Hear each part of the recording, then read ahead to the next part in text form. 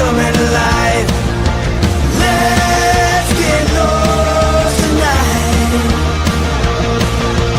Lord, who's on my right?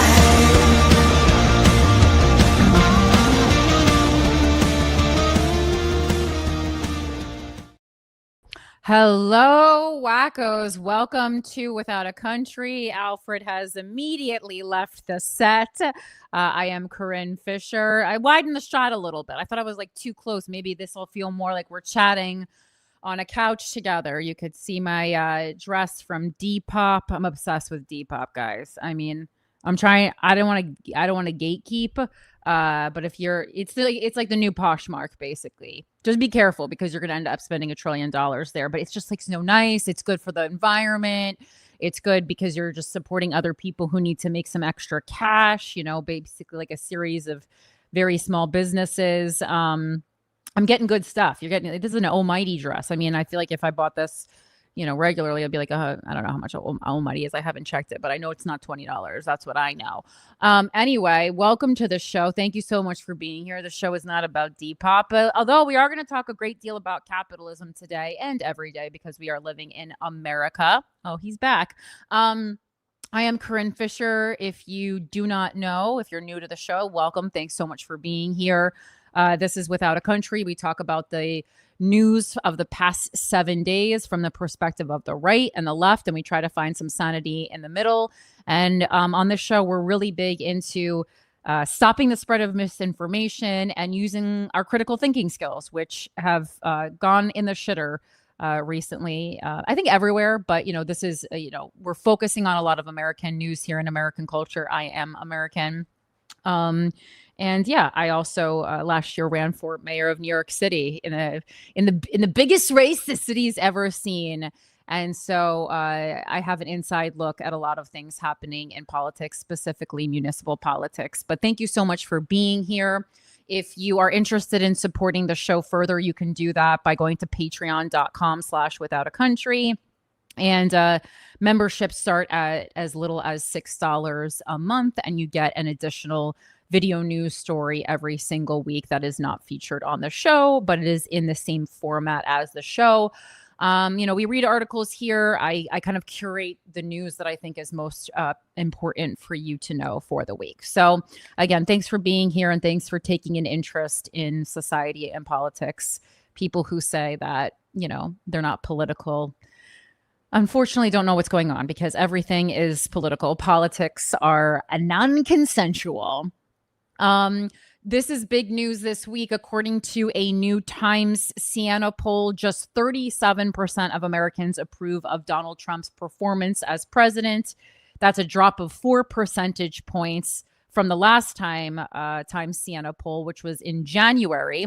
And it's his lowest approval rating in any Times Siena survey in either term, which honestly, 37 is low, but it still was way higher than I had estimated. It feels, I am actually stunned that there's 37% of the country that thinks he's doing a good job. I thought it would be more like 18%. 37? That's not nearly far enough away from 50%. So I say fake news. No, just kidding. It's a real time Siena poll. All right. So let's talk a little bit about some stuff that I went through this week that I thought was political or things that I took in, media that I took in. So number one, you guys, if you listen to the show for a while, you know that I've lived in, New York City for over 2 decades, but I spent about a decade of that time in New York City in Harlem, specifically living in Harlem. I love Harlem. Harlem is technically part of the borough of Manhattan, but I think that it should be its own borough. It just has that much spirit and personality. I really liked living there. And my personal trainer, he works at the New York Sports Club up there. So I still am in Harlem at least once a week, if not more, to work with him specifically. And shout out Tice, love you. But I'm talking about this because I don't like working out. People can get on here and say, I love working out. It's good. Like once I'm there, it's good for the mind, but I'm not like, let's work out. So I need things to get me through it. So a lot of times it's the thought of a crispy Diet Coke from the Chick-fil-A on 125th Street that is getting me through this workout. And You know, I was not supporting Chick-fil-A for a long time because of their homophobia. Then all my gay friends were regularly eating at Chick-fil-A, and I was like, if you're not going to be an advocate, I'm not going to talk myself out of the second best Diet Coke in the fast food game. So number one, obviously McDonald's. Number two being Chick-fil-A. Anyway, so I headed over to get my crispy Diet Coke on Tuesday and yesterday, and there was a bunch of people protesting in front of the Chick-fil-A. And I was like, all right, well, I'm not going to just cross a protest line if I don't know what it's for. So I looked into it, and they were actually protesting Chick-fil-A because yesterday, which was May 19th, it happens to be Malcolm X's birthday. And like I kind of just saw that they had X's, and then I went and researched further on my own. And there was a bunch of police officers there as well. And so I looked it up, and I didn't even know this because I lived a little bit further up in Harlem on 132nd. But apparently it is customary in Harlem on the anniversary of Malcolm X's birthday to all the businesses on 125th Street close for a couple hours to remember Malcolm X. And I was like, oh, that's really cool. And it turns out last year, Chick-fil-A decided we're not going to participate in this. And I'm talking all the corporations. This is not just small businesses participating in it. If you know 125th Street in Harlem, there are a lot of, local businesses, but there's a lot of corporate businesses as well. There's, the Foot Locker. There's a lot of outlet stores. There's like a Banana Republic outlet, American Eagle outlet, Gap outlet. There is a McDonald's, there's a Chipotle, there's a Whole Foods. Like there's a lot of corporations there. They all decided to. Whole Foods decided to do it. Everyone decided to close, and Chick-fil-A, in classic Chick-fil-A format, was like, no, we're not closing. Which is just like, and they weren't saying close all your locations. They were literally saying close this one location on 125th Street, not for the day, for a couple hours. This is a tradition. And the really special thing about Harlem is it does have its own culture. Harlem is very unique. It's very community oriented, and they've really done a good job of keeping Harlem culture like specific and alive and not allowing gentrification. And I fucking love it. And I think one of the rules, especially for a white person in Harlem, if you're thinking of moving there, like, I'm not saying don't move there, but you have to adjust to the culture of the neighborhood. The neighborhood should not be adjusting for you. And I learned that very quickly. I mean, this was, at this point in time, it was, 15, years ago, maybe I started living there, if not more. And I just really was like, oh, okay. Like the things are done differently up here. And I knew right away, I was like, I need to change my behavior. The neighborhood doesn't need to change for me. And I did, and it was great. I had no problems. And I really, for the most part, had no problems living in Harlem until very late in the game when gentrification started getting kind of wild. And then I was like, it's time for me to go out. Like, this is not, this is a neighborhood that should remain predominantly Black. I am not Black. Like, it's just like, again, I could do a whole episode on Harlem and my thoughts on Harlem. But anyway, it's a special place. And I just thought it was so wild and such an extreme and unnecessary choice for Chick-fil-A to stay open. Like, what is the point that they're trying to make? Like, your business is sustained by the neighborhood. And so you're not going to respect like this person who is extremely important to the community of Harlem. It just seemed like, why is this the hill we're going to die on? And also, whatever extra money you're making at this location during the few hours, I do not think it's worth the bad press that you're going to get, because I was really easily able to pull up bad press from last year. And then this year, protesters showed up. And so my thought on this is, obviously this is an issue specific to Harlem and 125th Street. And I am like, I respect and know about what Malcolm X did, but Malcolm X, is not like someone that I don't, it's not like the protests that I would have been out protesting. But as we talk about on this show, everyone has their own thing and their own mission, and their own protests that they get out and participate in. And I just really appreciated that the folks who were out protesting, wanted to keep Malcolm X's memory alive. And so, of course, I didn't go into Chick-fil-A.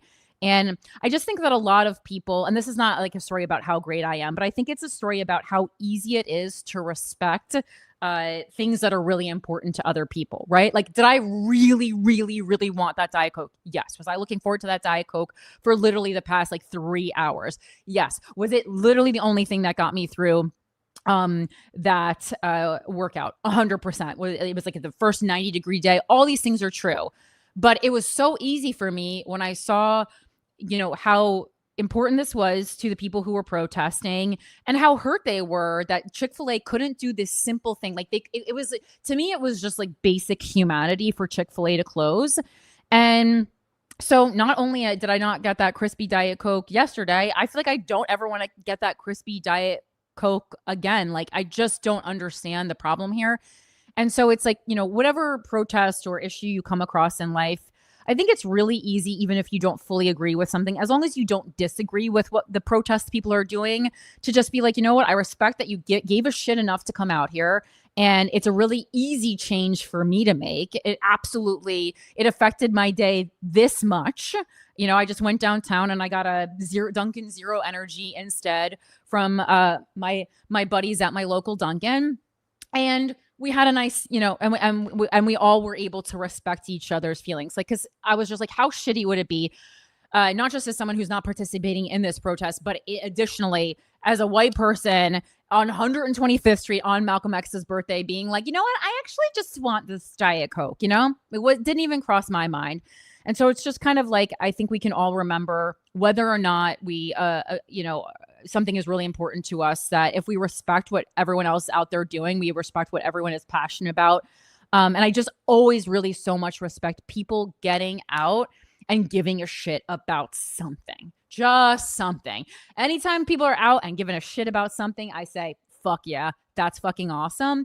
I am not of the belief that it's really cool to not care. I think actually not caring is lame as fuck. Okay, so that's my first little thing. Second is a media piece. So as you know, like last August, I think I bought a 1-year subscription to Free Press. It seemed like they needed money in a pinch. And, previously I had really liked a lot of stuff that the Free Press was doing when they originally came out. Free Press is absolute trash now. Barry Weiss has lost her mind. Most of the reporting is nonsensical. Every now and then, though, Free Press will still put out something good, right?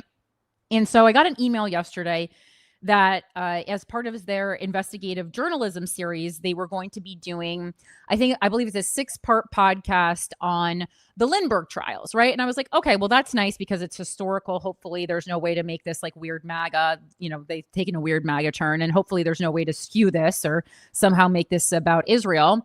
And I started listening to it. The Lindbergh trial is specifically interesting to me because I have a really fun historical family fact. My great grandmother on my father's side actually testified in the Lindbergh trial. She had a small role, but she was the movie ticket taker. So there's a ticket involved in which I guess it's Lindbergh. I haven't finished the story. Obviously, goes to the movies, and the movie ticket and attending the movie. Or maybe it was Hauptmann. I don't know. Someone's using a movie ticket as an alibi. Again, I heard this story in many years, but she's referenced in a lot of books and stuff. And so that's like a fun thing. And I was like, oh, I need to refresh my memory. And I just love investigations. And they introduced the series. I've listened to the first 2 episodes. And something really interesting about the Lindbergh case is that kind of in modern times, it's one of the first real modern conspiracy theories that we've known in America. And number 2, and I don't think I grasped this the first time or in previous times that I've learned about the Lindbergh trial, Charles Lindbergh was the most famous person that had experienced fame yet. Like, there was not nearly as many famous people back then as there are now. Fame was a different thing, obviously a lot harder to achieve because they didn't have all the technologies that can make people famous now. You just didn't have access to others in the way that you have access to people now. And the way they described him, they were like, he was literally more famous than Taylor Swift. This was the guy who had flown across the Atlantic. He was the first person to do it without dying. He was because he wasn't just a celebrity, he was an absolute hero. And so I think that adds a lot of gravity to it.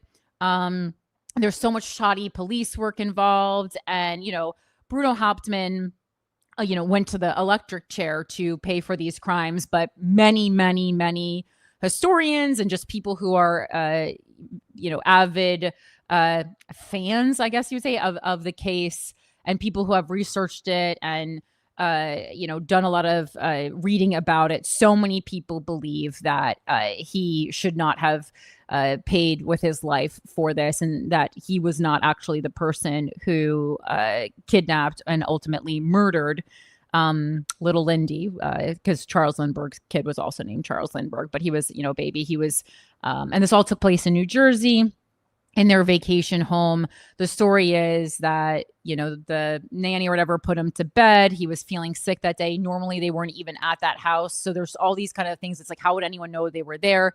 It was a Tuesday. They're never here on Tuesdays. Charles Lindbergh was also supposed to give a speech in New York City that same night. And he never showed up for it. But it's like he didn't know his kid was missing till later. So why did he miss the event?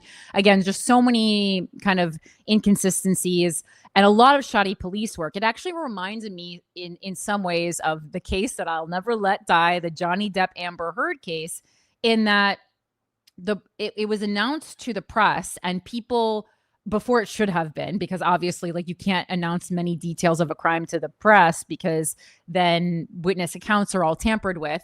And they had announced the location of the crime in the press. The press had announced it, and then all these people came by to be voyeurs, to take artifacts, to do their own sleuthing, because everyone kind of felt like little Lindy was their baby too, because they loved Charles Lindbergh. They loved the Lindbergh family. They were obsessed. People would show up at this house a lot.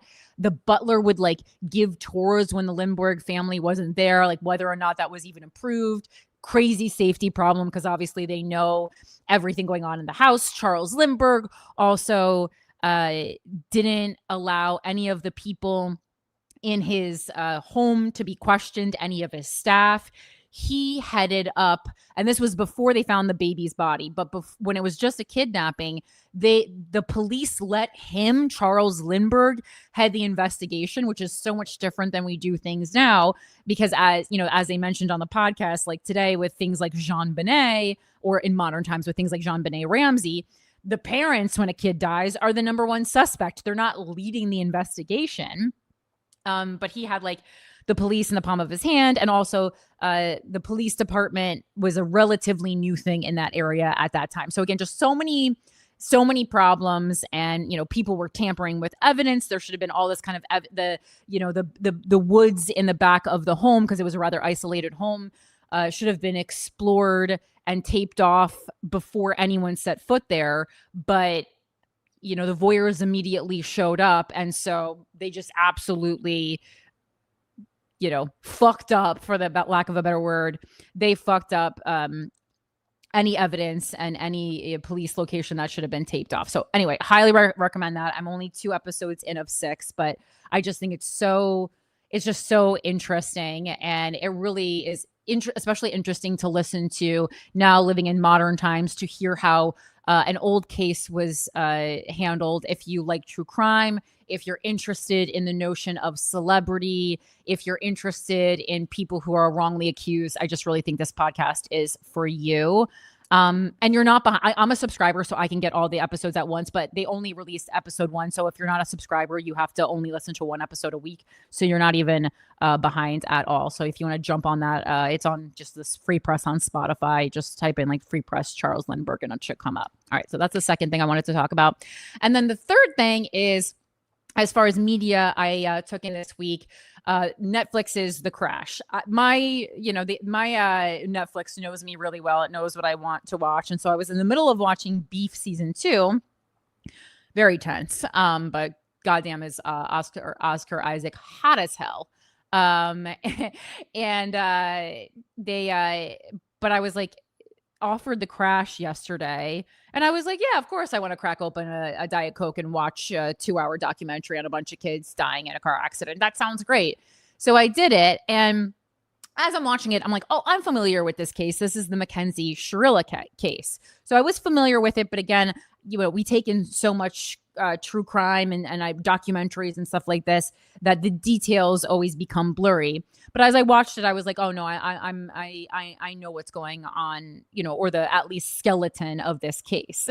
And so number one, I really recommend watching it.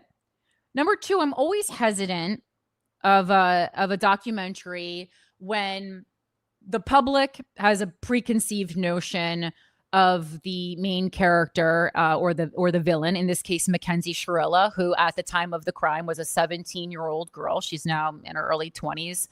And I'm going to give some spoilers, although if you're familiar with the case, this was pretty widely publicized. So just if you don't want to know what happens and you're not familiar with the case already, maybe skip ahead. But so she did end up being convicted of murder, like premeditated murder. And I have so many problems with this. I am not trying to defend Mackenzie Shirilla in any way, but I do believe no matter if she is responsible for killing these two boys, men, whatever, one was 19, one was 20, so men, I guess, whether or not she was responsible for killing them is a different story. But no matter what, in America, and part of what's really cool about living in America is that we are all eligible and we all are deserving of a fair trial. I don't even know if we're eligible, because depending on who you are in America, you're not technically eligible, but that's like hidden. So we all deserve a fair trial, right? And I know it's really hard to think about someone who, if you think that she drove her car at 100 miles an hour into a brick wall and killed her boyfriend and her good friend, Davion, yes, then that would make her a monster or someone who had a fucking crazy psychotic break in that moment. But even if that is so, she still deserves a fair trial. That's what living in this country means. Like, you get a fair trial. And I think it's really important to make sure that everyone gets a fair trial, not just because it's the right thing to do, but because also when we start like backstepping on that, you never know how your life is going to end up. I think it's, again, kind of similar to joining a cult. You never know when you could be convicted of a horrific crime that you either committed or, worse yet, didn't commit. And part of the protection from making sure that you don't end up wrongly imprisoned or wrongly sentenced to death is that you have a fair trial. It's so important to the democratic democratic process. It's one of the things that makes America America, that we don't just take someone and chop their hands off if someone says they stole something. Like, this is really, really, to me this is like the core of what it means to live in America. It's free speech and it's access to a fair trial. Certainly not a free trial. Mackenzie clearly didn't get this. And so we already know that this woman is convicted of murder. And so I think it's a little weird to then just make a documentary where we double down on the fact that this person's a monster. I was immediately on edge when I saw that the documentary filmmaker who made this was a man. I was already like, okay, that's questionable. And then as the documentary went on and on, they were kind of their choice in making her comically a villain, I thought was quite interesting. And while it was entertaining, I did find it, I don't know, I found it a little bit to be irresponsible filmmaking, especially because of how young she was at the time of the crime and how young she still is, right? I just felt that it was pretty irresponsible.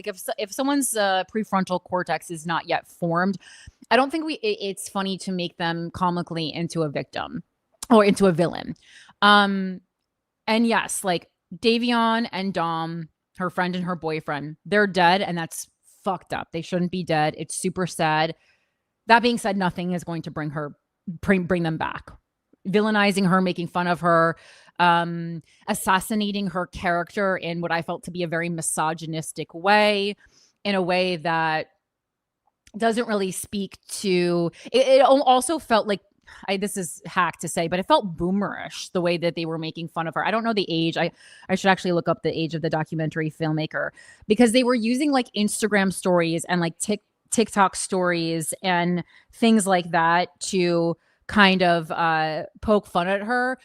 But anyone who's young and who is someone who lives and shares their life online, which is definitely me, even though I'm fucking 40. It's part of my job. I have to do it. I have to, share my life online because I am like a comedian, a personality.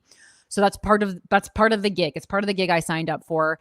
And as the world and the industry changes, I have to keep up with it. So that's just part of keeping up with it. And I think it's pretty easy as a woman who lives a lot of her life or shares a lot of her life online to cherry pick Instagram stories or reels or pictures and to very easily make me look like, for lack of a better word, a dumb cunt. And that's exactly what they did with Mackenzie. And, again, just historically in the courtroom, it is so easy to use misogyny and sexism to assassinate the character of a woman.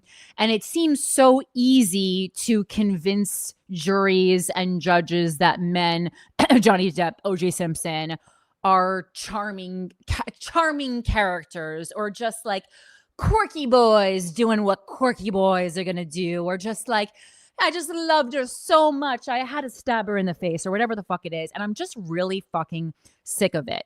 And that doesn't mean that Mackenzie, didn't kill these people. I don't think she is a murderer, right? I think it's quite possible that she killed her boyfriend and her friend in a fit of anger.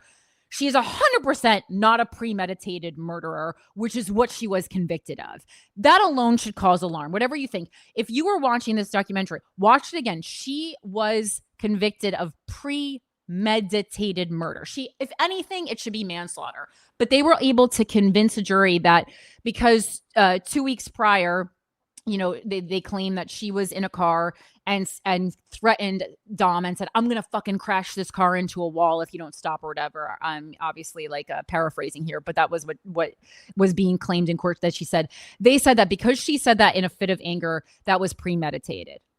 Again, I think we've talked about this before on this show, but like any millennial, certainly. And she's younger, but she's Gen Z, but like any kind of, I think mostly anyone has said, I'm going to fucking kill you in a fit of anger. So if later in my life I murder someone, that doesn't mean it was premeditated, though. I thought that was such a stretch. And I feel so bad for Mackenzie Shirilla because her lawyer was just so bad. Her lawyer was so bad for so many reasons.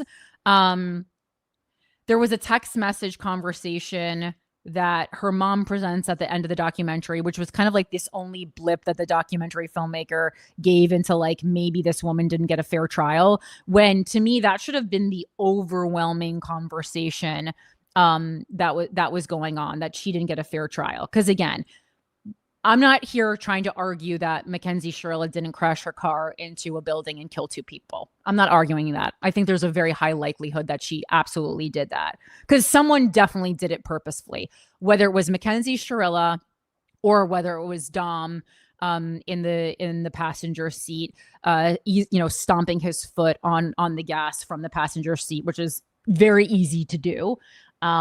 People do it all the time when the driver has faints or has a heart attack or something, so the prosecution was saying that, once the car reached the acceleration speed of 100 miles per hour, it never let up.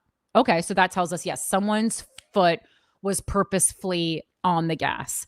They did a toxicology report. She didn't have any, she didn't have any like mushrooms in her system, because they found mushrooms and they were like, maybe this was psychedelic.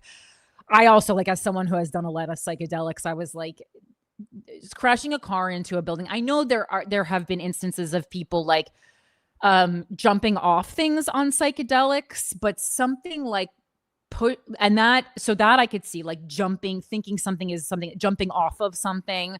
I have someone close to me who I'm pretty sure that's the reason they've passed away, and I've heard other stories like that, or like jumping into water and then accidentally drowning. but doing something like angrily pushing your foot on the gas, you could be having a bad trip. I don't know. I just still feel like that doesn't, to me, speak to psychedelics, and the toxicology report agreed with that. So to me, there's two theories that I have. Either one, it's just like they said, they're in the car, they get in a fight in the car. Mackenzie says, I'm going to fucking crash this car and kill us all. And she crashes the car into the wall, and her two friends die, where her boyfriend and her friend die. And then she ends up not dying because, like, to crash the car at 100 miles per hour into the brick wall, she had to be comfortable also killing herself. So it was supposed to be like a, suicide, double homicide. But because there was no premeditation, she basically should have just been convicted of 2 counts of manslaughter, in my opinion. And so that's the main problem. But the second scenario that wasn't even brought up in the documentary, and I have to go look through the court papers, but it doesn't seem that it was even like brought up at all in the trial, is, Dom was 20, Davion was 19. These are men almost of like full size. Mackenzie Shirilla, she's 17, and this girl's a string bean. She's very, very skinny. And that is important because I'm thinking, like, they had a long stretch of road to go down. So if a 17-year-old who's a string bean is going crazy and there's 2 other men in the car, you can physically pull her off. I don't see that there's any, like, to me, obviously, I don't know how they react under stressful situations. It could be a deer in headlights situation where they freeze and they're just in shock and they're unable to, that's not affected by your weight. That's just how you respond to a high stress traumatic situation happening in real time. I can't speak to that. I don't know. We'll never know, but I'm guessing both of them didn't react in that way, even if one of them did. And so still one of them, I feel like could push her off, could pull her leg off. So to me, it's like, did Dom go crazy? And did Dom decide, I'm going to fucking kill us all and stomp his foot on the gas? I don't know. Everyone describes Dom in the circle as like very chill and cool, but we all have a side of us that comes out that isn't good sometimes. Mackenzie, definitely a lot more on the books, seem to be manipulative and have a really bad anger problem. And it was really funny. It was really funny when all the people who went to her high school after the crash started commenting on her, because they were like, she bullied me. Like she seems like she's a horrid bitch for sure. But listen, being a bitch ain't a crime. If being a bitch wasn't crime, I'd be incarcerated for life. So it's not a crime. And again, I think this is where like character assassination can be so manipulative. Another point that I wanted to bring up is that they explained that, I believe this was in Ohio, that in the state of Ohio, you have she had a choice. Mackenzie Shirilla had a choice for this trial, that she could either have a bench trial, which means that the judge, she's leaving it all in the hands of the judge to make the decision, or she could have a jury trial. And her representation chose to do a bench trial. To me, the decision to make a bench trial speaks to not being guilty heavily. Because if you're doing a bench trial, that means you feel confident on going on facts alone. If you opt for a jury trial, that to me says you are guilty and you really need to sell it with your personality. You need to sell it with your character. You need to emotionally manipulate a group of people into believing you because you actually are guilty. If I was not guilty, there is not a chance in fucking hell I would let, if I had the choice, a jury decide me, because I know how I would be portrayed in a courtroom, or how I would be able to be portrayed in a courtroom being the type of person I am. And it would not be good. My character would be easily assassinated, one shot out, really easily. So that's another reason. And then I was kind of researching it and seeing if, specifically if you have the choice between a bench trial and a jury trial, are you able to decide, or do you know ahead of time who the judge is going to be? Because I think that would also affect my decision, because I would look into, the history of that judge, the types of decisions they tend to make. And this judge, this is Judge Nancy Margaret Russo. She was the judge, and I found this piece of information from a trellis.law.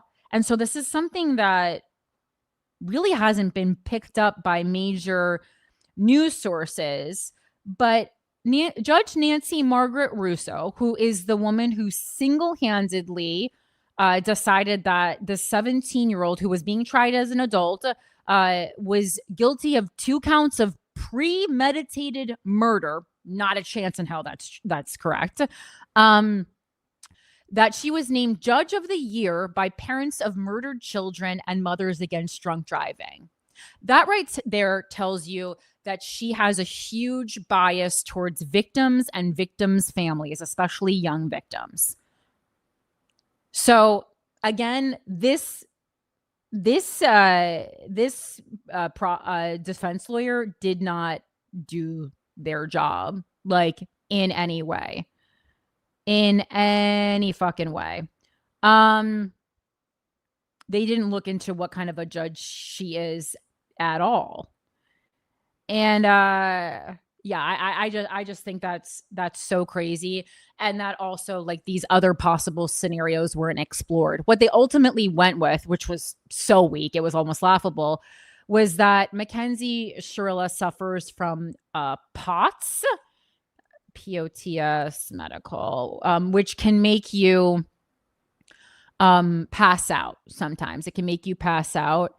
And it's a disorder of the autonomic nervous system. It primarily causes an exaggerated increase in heart rate and dizziness when standing up from a lying or sitting position without a significant drop in blood pressure.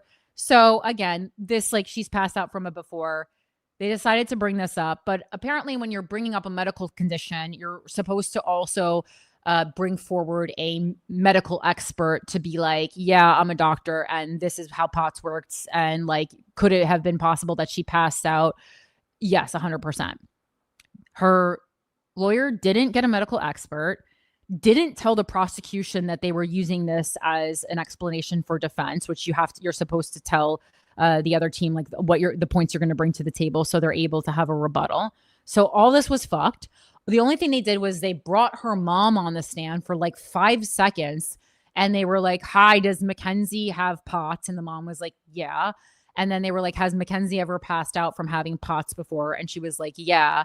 And then they were like, and so you as her mom let her get a driver's license and drive, alone all the time, even though she had POTS? And she was like, yeah. And I was like, this is an absolute fucking nightmare. Mackenzie's parents are also obviously enablers. Like, they're obviously, like, they knew that she was, like, smoking a bong all the time and they didn't care even though she was 17. And it's like, listen, I'm not Mrs. like, I hate weed, even though my boyfriend would disagree, but I'm really not. But, like, if your 17-year-old is getting high all the time and driving while high, yeah, you probably should step in. And then secondly, they let her at 17 move into a house alone with her 20-year-old boyfriend. What? And you can just tell there's a lot of humorous interviews with them. They're just like, they're not. I don't like to say that people aren't fit to be parents, especially as not a parent, but what, I don't have experience being a parent, but I got to be honest, I've experienced growing up having 2 good parents, and that's not something they would have ever done. That my upbringing was pretty strict. That is just so crazy to me. Anyway, so that's my thoughts on that. I'm going to do a more kind of succinct Instagram video on this because it really pissed me off. And I was watching the movie and I was like, oh my God, this is going to be funny. And I a quarter into the movie, I was like, oh my God, I'm going to dress up as Mackenzie. I'm going to do a character making fun of her. And then I was sitting there and I was like, first of all, I don't really love, like, doing characters that make fun of women, but I am a woman. So obviously easier character to play. And then number 2, as the documentary just went on and on, it really felt like just a pile on, which wasn't necessary. This woman's already convicted and in prison. She's there, and people are dead. And, her thing is she apparently has no memory of the incident. And she's been firm and consistent on that the whole time. I also looked into the science of, if you hit your head Is it possible? Like, how likely is it that you would not have those memories? It's kind of saying that it was kind of I have to look into this a little more, but it was basically saying like the memory would never have been formed to begin with. So therefore it wouldn't even be able to come back, because some people were saying like, oh, the memory usually comes back. But apparently like if it's hit, I don't know if she actually experienced a traumatic brain injury, but she was like fucked up. The memory wouldn't have been formed in the first place. I got to look a little bit more into the science of that. Obviously, I'm not a scientific expert, but I was just trying to go along a lot of lines. And I'm like, I feel like after watching the 90-minute documentary, I could have done a better job at representing this woman in court. And then she tried to get a second trial, and get this, her lawyer that time, they had 365 days to file, I guess, an appeal. And it was a leap year, and her lawyer miscalculated and filed it one day late. And so she's like not eligible for an appeal, I think, for another 10 years because of that. But first of all, I mean, there should be some kind of a protections, in order so that doesn't happen. And I did read up, and it said in a lot of states, they would be like, okay, you filed on the anniversary of it. So even though it was a leap year and it was technically 366 days, like this has happened to other people and they let it slide. They didn't let it slide for Mackenzie. And I am just like, she has had such bad representation across the board. That's really, really, really, really unfair. So that's my thoughts on that. Again, something that I kind of just started, it wasn't humorous, obviously. 2 people fucking died at 19 and 20. I didn't think it was being humorous, but I thought it was going to be like, oh, we can make fun of this chick who's acting like a fucking maniac cunt. And unfortunately, I did not feel that way at all. And I'm actually really disturbed by this. And I know that the social conversation around it is basically like, look at this dumb cunt bully. And again, I hate to always take the feminist stance, but I just really don't think that's the takeaway.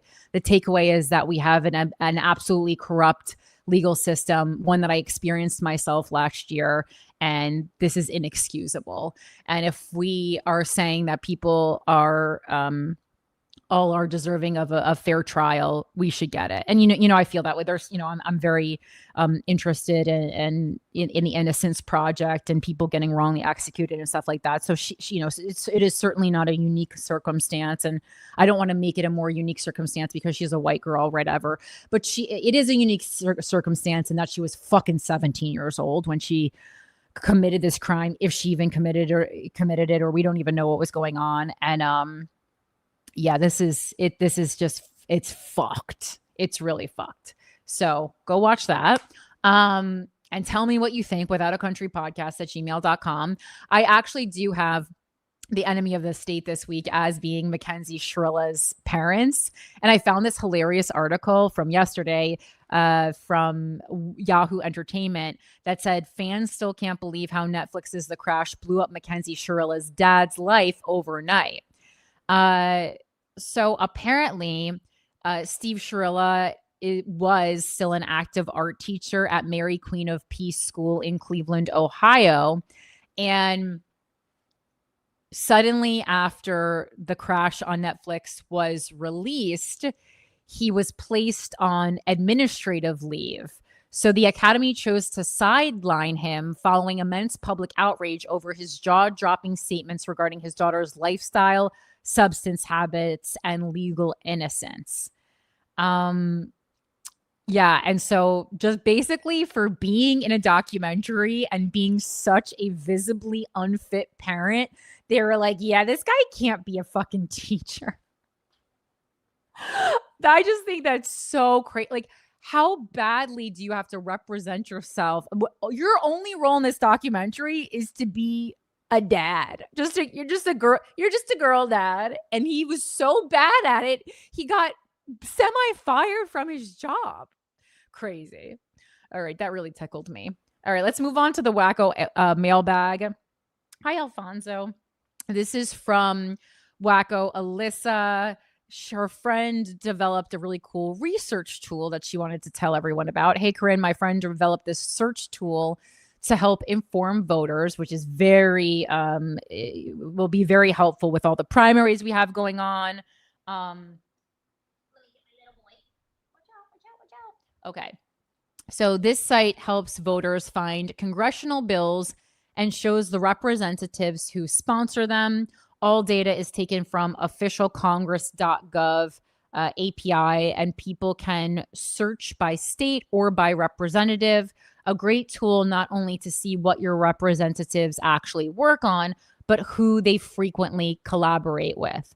I find the hardest part is digesting the overly complex language in the bills themselves. I absolutely agree. Part of that I think is totally purposeful. Like they don't want everyday people being informed. What a fucking headache for them. And so this URL is a little complicated just because it's, not like a corporate sponsored URL. But I did trust it, and I'll put it in the show notes, but it's us-congress-informed-voter.tiny.site, but it's tiny is TIINY.SITE.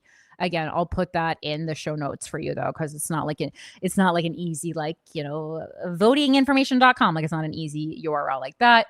So thank you so much to Alyssa, and shout out to your friend for taking the time to put that together. Super cool of them.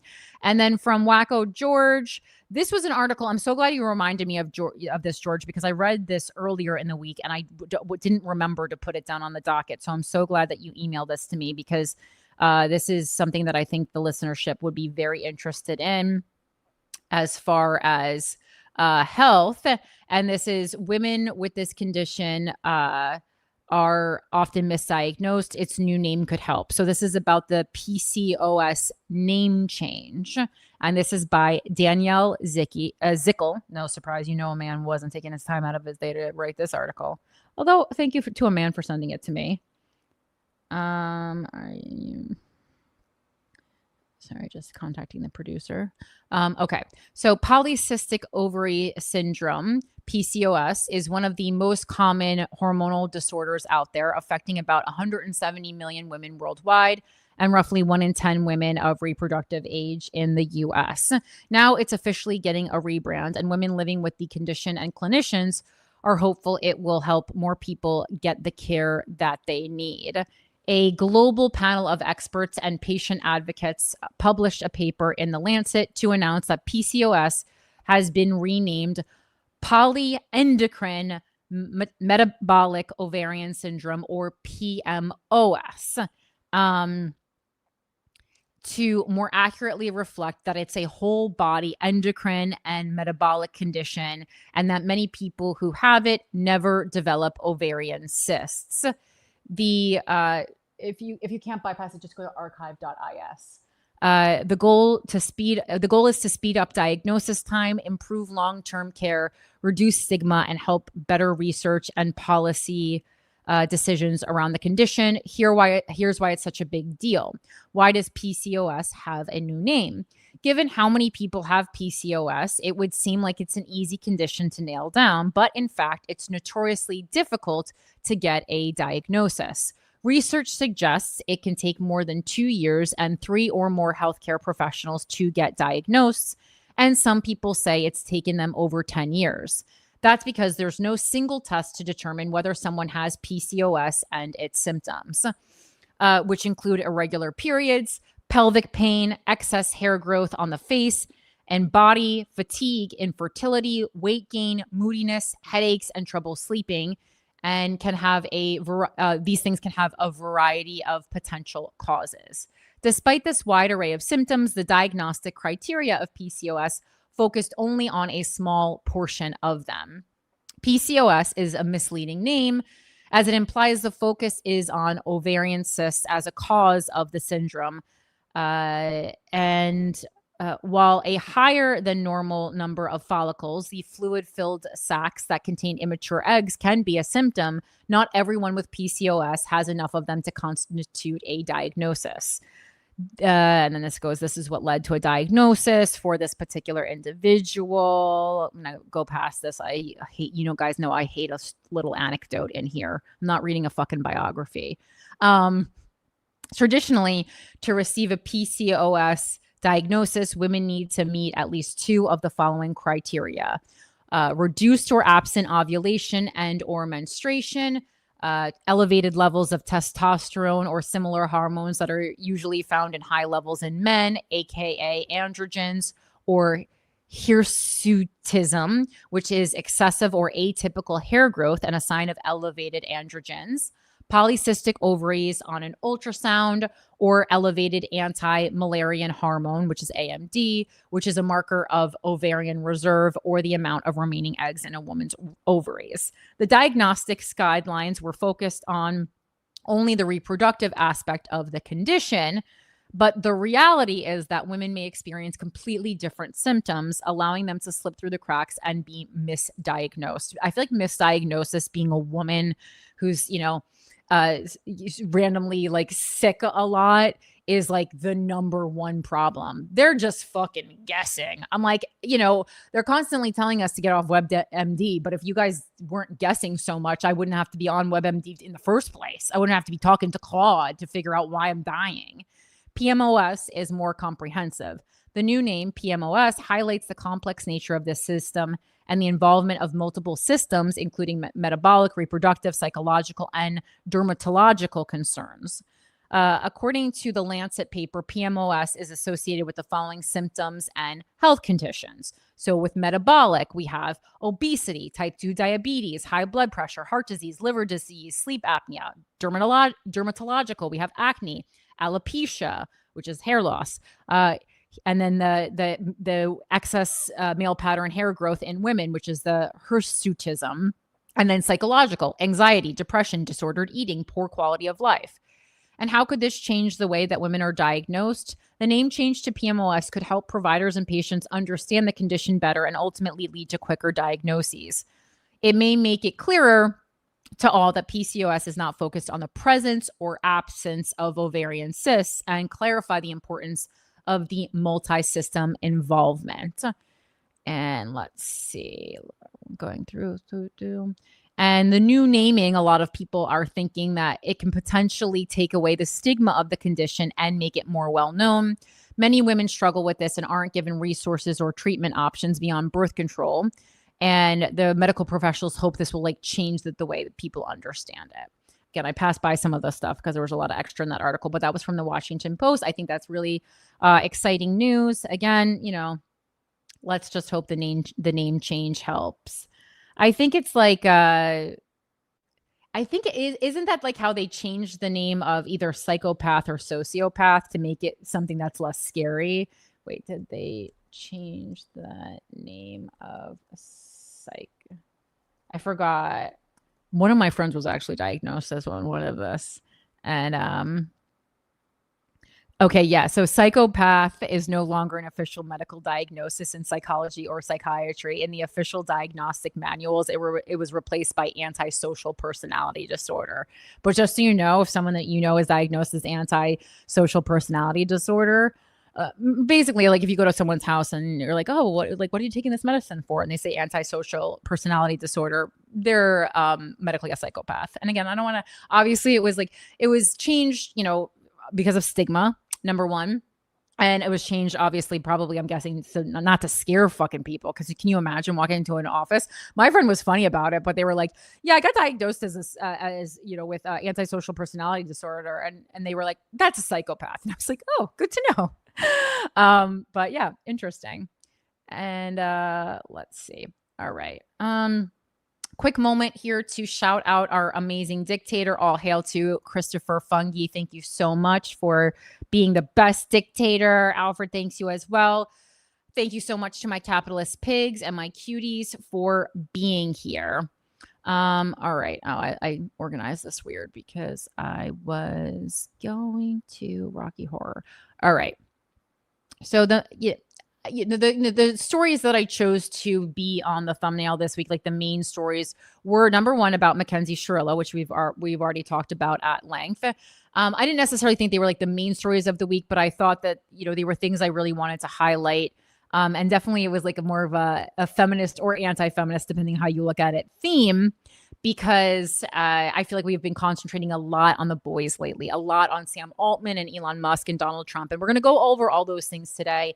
But it just felt like, let's do a week for the ladies. And I thought these were kind of interesting things, both the Mackenzie Shirilla case and Netflix documentary, and then also the Luigi Mangione Fangirls, in quotes. I feel like Fangirls was used in a demeaning way in a lot of the press, so I didn't want to spit that back up. But they are kind of fangirls, and they somehow got their hands on press passes in New York City, which are notoriously pretty difficult to get. I've actually looked into the criteria to get a press pass myself because I was interested in getting one for this show. And I think the criteria, my friend is a journalist and she was explaining it. I think you basically have to have reported on several incidents that were, published, and incidents that involved a police barricade. You have to have published in like investigations or articles on them. So that's, pretty difficult to get done. Anyway, again, not loving the free press, but my favorite reporter from the free press, who, please, just because I say someone's my favorite reporter, there's plenty of stuff that this woman reports that I think that I disagree with, right? But I think her approach, I think she does a really like thorough job. And even though I don't always agree with what she's looking into or some of the biases I feel like she has, and please keep in mind, all journalists definitely have bias, so she's not unique in that. I do appreciate her thoroughness and her passion for her job.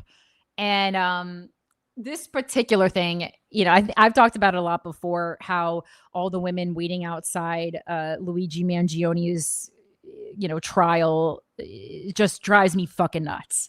And again, it's just like a gay man, like if there was a woman in jail, a group of gay men might get together and wait for you, girlfriend. But if you go to jail, please know, unless you're married to or dating the guy, like I feel like if I was in jail and I was in court, well, I feel like my boyfriend would be in the courtroom with me because he's very supportive. But if he wasn't allowed in for some reason, I do feel like he would wait outside for me. Other than that, no fucking man is waiting outside the courtroom for me. So, my father's dead. Maybe my brother would fly in from LA for the day. Like, other than that, no straight man is waiting outside for a guy who murdered a healthcare official, no matter how much they believed in the motive for the crime. And so just, it drives me nuts that this is how women are choosing to, to spend their time. Because if what these women support, which is, me as an outsider looking at it, what they support is the undoing of the American healthcare system and health insurance system as we know it. And I 100% agree with them on that. And I think that we should do that. And we should get together, especially as women who are even more negatively affected by the American healthcare system. Fuck yeah, we should all get together and burn this baby to the ground. But the way that we can most quickly and effectively do that is not by waiting outside Luigi Mangione's trial. And furthermore, I hate to be Captain fucking obvious here, but if Luigi Mangione didn't look the way that Luigi Mangione looks, these women would not be outside this fucking courtroom. And again, maybe they believe that he's going to choose one of them, and maybe he will. Maybe he will. Again, we were all chattering about he was like gay or something before when I make it, baby, we're bisexual, you're bisexual king or whatever. But I guess there is a chance that, yes, if you all spend the next, several years waiting outside his courtroom, maybe one of you will get to be the chosen one to be, a guy who definitely murdered someone. Whether or not, again, I'm going to double down on, he definitely murdered a guy. So even if we can agree that it was a guy who, not a huge loss to society, first of all, I don't think humans should be making that decision on who should be executed and who should not, and who is worthy of being alive and who is not. I don't agree with that, just as foundational. And number two, how do we know that he's not going to one day decide that you're not worthy of being alive anymore and not murder you? I just don't. I'm not comfortable being around someone who, if we were talking about premeditated murder, who premeditated a murder. Now, this is a guy who premeditated a murder. Mackenzie Shirilla didn't premeditate a murder. This guy premeditated a murder. So again, it really it injures my feminist heart and brain. Anyway, Olivia Reingold did this piece, Meet the Mangione Press Corps. They include a Hot Girls for Zoran influencer and a Fulbright scholar turned sex video game creator. Again, a little cunty in the subtitle there, but that's, it gets clicks, especially at Free Press. And I know Olivia really does her due diligence. She really looks into shit. On Monday, reporters lingered outside a courthouse in downtown Manhattan, waiting to see whether Luigi Mangione's defense team would address the public after the alleged killer's latest hearing. Two young women wearing city-issued press passes around their necks were saying things that reporters hardly ever say. I'm standing on fucking business. Fuck Brian Thompson. And I did watch the actual video of this, and it actually sounds worse when they say it than when I say it. One of the women, but it's just kind of like, this is also, again, this is kind of a, hack, but this is like a boomer moment, even though I hate when people say that because boomer is completely over. To call someone a boomer is completely over, and nothing makes you look like a boomer more than saying boomer. But it is like, it's because these people are Gen Z, so they're talking in like a Gen Z way that is off-putting to millennials, but that I'm not going to necessarily hold against them. I do feel like, I want us all to be doing our due diligence no matter what our speech pattern is, So it says, I'm standing on business, fuck Brian Thompson, one of the women said about the CEO of United Healthcare who was gunned down in cold blood outside a hotel in Midtown Manhattan in December 2024. The woman slapped a paper fan in her palm for emphasis, which is completely appropriating drag queen culture. Then added, I don't give a flying fuck, he died. Right. And so it's kind of like, okay, well, first of all, you shouldn't have a press pass because you obviously have like insane bias. Again, all members of the press have bias. This is like insane bias. A video of that comment posted by a New York Daily News reporter on X has been viewed 3.8 million times. You could see their press credentials, which say press identification, city of New York, and you can say it, you can see it. Just moments earlier, the same woman that she said that she and her two friends were part of a group called the Mangionistas. We're essentially here to be Luigi Mangione's advocate as well as bring social issues to light, she said, her lips shiny with lip gloss. Again, normally when you're reporting, you take out the ums and the likes, so it is cunty to include them, I must say, especially as someone who uses filler words a lot because I'm used to being constantly fucking interrupted on podcasts, so I use them to hold the space for me, which I'm gonna now have to fucking pay some vocal trainer to get that out of me because it's annoying when I'm alone. But it's to hold the space when you're used to being constantly fucking interrupted, which every female comedian is used to being constantly fucking interrupted on podcasts. So you have to hold the space for yourself. Mangione has attracted frenzied fans ever since he was arrested 5 days after Thompson's killing in a McDonald's in Altoona, Pennsylvania. There's like little love notes outside that McDonald's or flowers. Sorry, we failed you. With a red notebook that prosecutors have called a manifesto. Those fans, mostly fangirls, have praised the Ivy League educated Mangione for his good looks and called him a progressive American hero. They have waited in sub-zero temperatures outside the courthouse just for a glimpse of the back of his head coming or going. Again, I think I talked about this previously, but this reminds me a lot of Damien Echols, who was, he's been exonerated, but he was convicted in the Paradise Lost. Watch the documentary. It's one of my favorite documentaries of all time, but Paradise Lost, it's an HBO documentary where, kind of these like goth kids in West Memphis, which is in Arkansas, I believe. They were, just for being kind of the weirdos, the trench coat mafia of their generation, of their neighborhood. They were convicted of like horrifically murdering several young boys, right? Really, really horrific case. Damien, there was 3 people convicted, but a group of friends. Damien was the only one put on death row. He was like the mastermind of it. And the only reason he has been, well, he's not, I don't think he's been exonerated. He's gotten out of prison, but it's the one where you make a plea deal and it's like, we're not saying you didn't do it, but you're out of jail, whatever that one is. I forgot AJ, do you know what that one is? Because I don't think I think is that exonerated? No, not paroled. I don't know. Can you look that up? Whatever the word is. And I didn't expect to talk about this. That's why I didn't look up the word.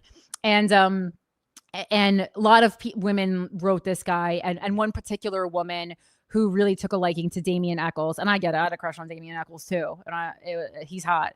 But she ended up marrying him while he was in prison, and she quit her job as an architect to dedicate her entire life to getting him off of death row and out of prison.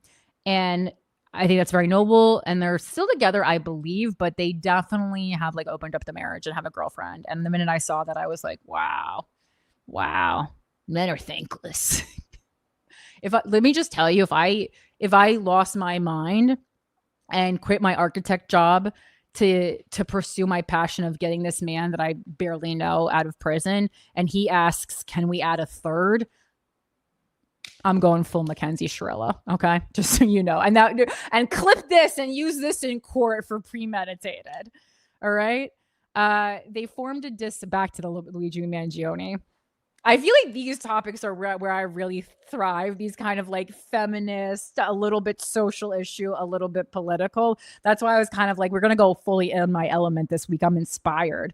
Also, I just came from Rocky Horror on Broadway. And if you're visiting New York City this summer, or if you live in New York City, I am very picky about how Rocky Horror is presented.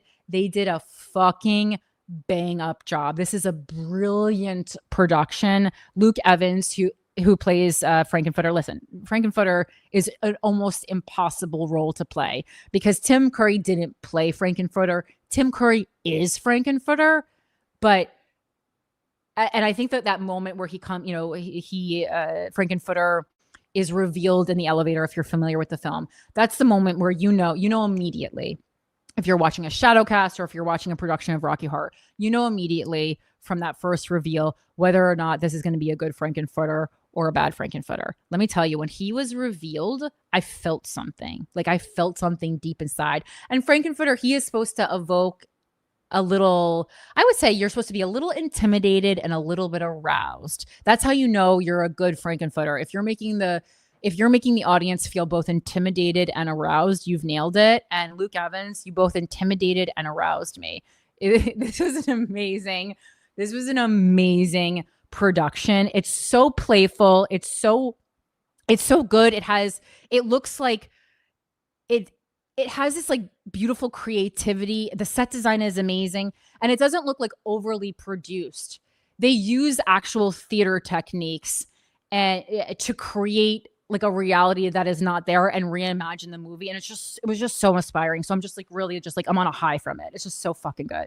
And again, I'm really, really picky. I actually didn't even want to see the show. My friends just found a good deal and they were like, do you want to come? And it was like $100. And so I was like, sure. Cause fucking Broadway's like $500 a ticket now. And I was like, $100, that's a deal. It is so good. Rachel Dratch is so funny. Like, just please go. Anyway. Okay. Back to this. So these Mangionistas, they formed a Discord community now with about 580 members where they share advice on how to avoid surveillance cameras and maintain anonymity during protests. Mangione's supporters have even raised over $1.5 million for his defense, which again, it's like this guy went to an Ivy League school. Let him raise his own fucking money. If you want to raise $1.5 million, raise $1.5 million for the people who are being denied healthcare coverage, for the people who are being denied medically life-saving procedures because they're getting fucking denied. Like, give that money to those people. People are actually dying. Mangione he's not getting the death penalty. Everyone will lose their fucking minds. It's not happening. Anyway, and the government knows that. They can't kill this guy. The streets will erupt.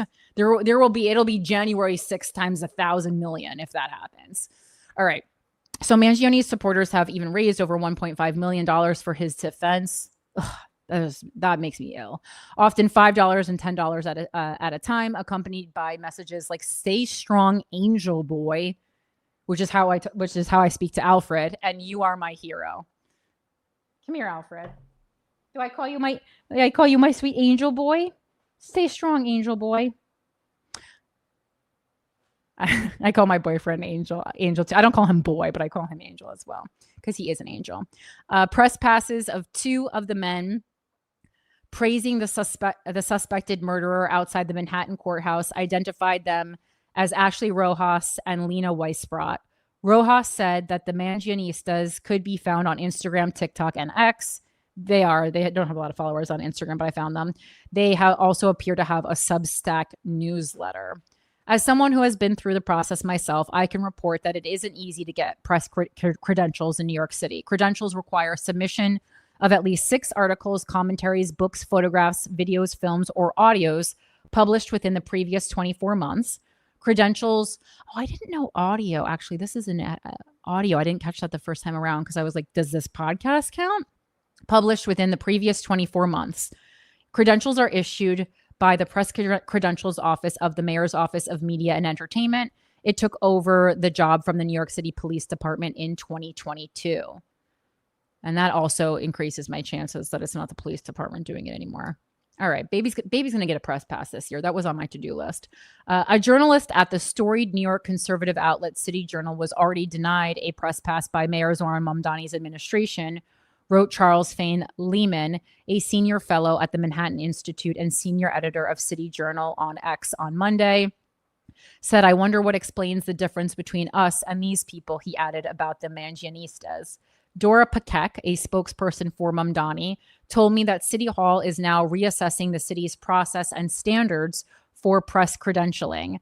On Tuesday morning, Mamdani told reporters that those 3 individuals should not have received press passes, which I thought it was funny because I was like, it's bad if he had to come out and say that. People are flipping out. A lawyer for Mangione, Karen Friedman Agnafilo, said in a statement that the Mangionistas do not represent the views of Luigi nor the tens of thousands who have shown their support from around the world. The only people who speak for Luigi are his attorneys. We condemn these vile and irresponsible statements that have no place in the discourse around these cases. Because remember, if you're being tried for murder, one of the things that the judge or the jury is looking into is if you have shown remorse. So saying, "Fuck Brian Thompson, I stand on business, I'm glad he's dead," having your super fans say that, not a good look for the team, even if Luigi Mangione in his heart feels that. Weisbrot is a graduate of Florida State University and was one of 5 U.S. students awarded a Fulbright Fellowship in 2015 to study which is huge, smart woman, to study the influence of music around the world. Her particular focus on hip hop as a form of activism took her to South Africa. She appears to have been a graduate student and had to have taught in the University of California, Los Angeles Design Media Arts program in 2023 and 2024, according to a course review website. Her biography refers to her as a game developer and media artist whose work contends with the structures in place that prevent individuals from affecting meaningful change. So I can see it. I can see how her art and politics are aligned. Makes sense. In 2014, Weisbrot created a game called Fuck Everything. The idea is to, she described it as a dating simulation where you can have intercourse with people, animals, monsters, and inanimate objects. And, listen, the same way that the New York Times tried to belittle me by calling me a comedian when I was running for mayor, which I am 100% proud of and is not demeaning. It's my fucking occupation and arguably the second best occupation to ever exist in the history of time. Number 1, of course, being rock star. And so I was like, fucking call me a comedian. Comedians are comedians. We're thinkers. We're philosophers. We're truth tellers. I'm kind of being silly there, but yeah, that's like, I'm extremely proud of my job. So you can't use it to demean me. It's the fucking coolest. It's like the most amazing part of my life is that I get to be a stand-up comedian. So I think like throwing something that someone created out of fun when they were really young, because this was in 2014, like, I don't know. I think, and even if what you created was a dating simulation to fuck inanimate objects, like Better than scrolling through TikToks all day, you know? I like doers. Outside the courthouse on Monday, Weisbrot seemed down on life. Quote, "Our government has abandoned us," Weisbrot told a videographer. "We are their cattle. They siphon our life force. We're done, and the American people need to get on the same page. Otherwise, continue your death march into the meat grinder for the billionaire class." I wouldn't have worded it that way, but overall, I agree. Standing next to her was Abril Rios, an influencer turned organizer involved with Hot Girls for Zoran, according to her interview with reporter Vicky Ward last year. And again, I know Hot Girls for Zoran annoyed people, but politics is kind of historically pretty ugly. So I don't think, however you're going to get people to be interested in politics, I think that's fine. Rios's LinkedIn profile describes her as a social media manager at Alley Design and Consulting Services, a New York-based digital marketing firm that says it has a passion for justice, equity, and inclusion. Its clients include CAIR Action, CAIR Action, a lobbying firm that acts as the voice of American Muslims in the political process. Obviously, have no problem with being the voice of any marginalized group, but I overall this is something I learned with politics, like lobbying and lobbyists, and I know it's like basically like the way to explain lobbyists of someone who doesn't know what a lobbyist is like you're an advocate for a specific cause, but when you're lobbying for it, you have to, like, I'm an advocate, but the difference between an advocate and a lobbyist is I think that you have to be extra fucking annoying if you're a lobbyist. So think of how annoying activists are, and we are. I try not to be, but like we're annoying, and but we're annoying because we care, right? Just like like how a mom is annoying because she cares, and but lobbyists are like more annoying. And also my problem with lobbyists, which you do see with activists sometimes, is that they really, when they become a lobbyist for a particular issue, they we're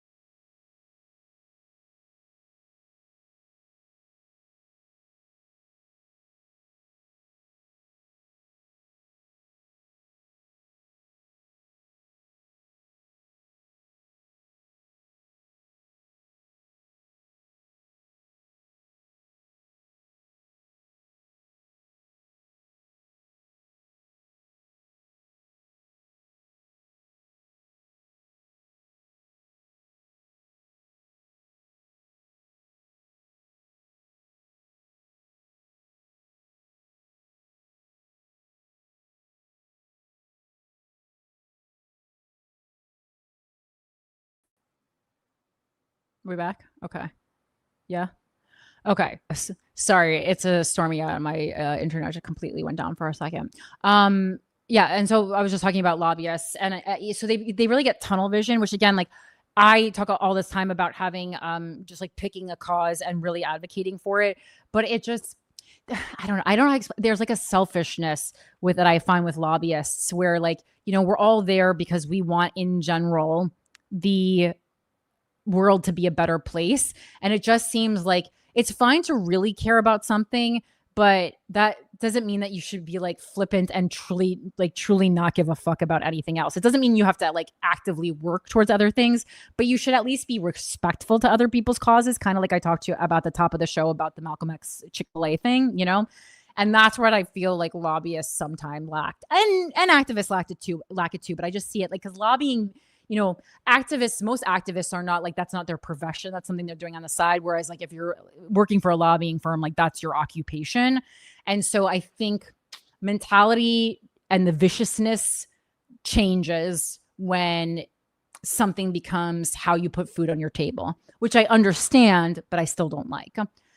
Before her political activism, Rio said there wasn't that much going on for me. I really craved a community, she added.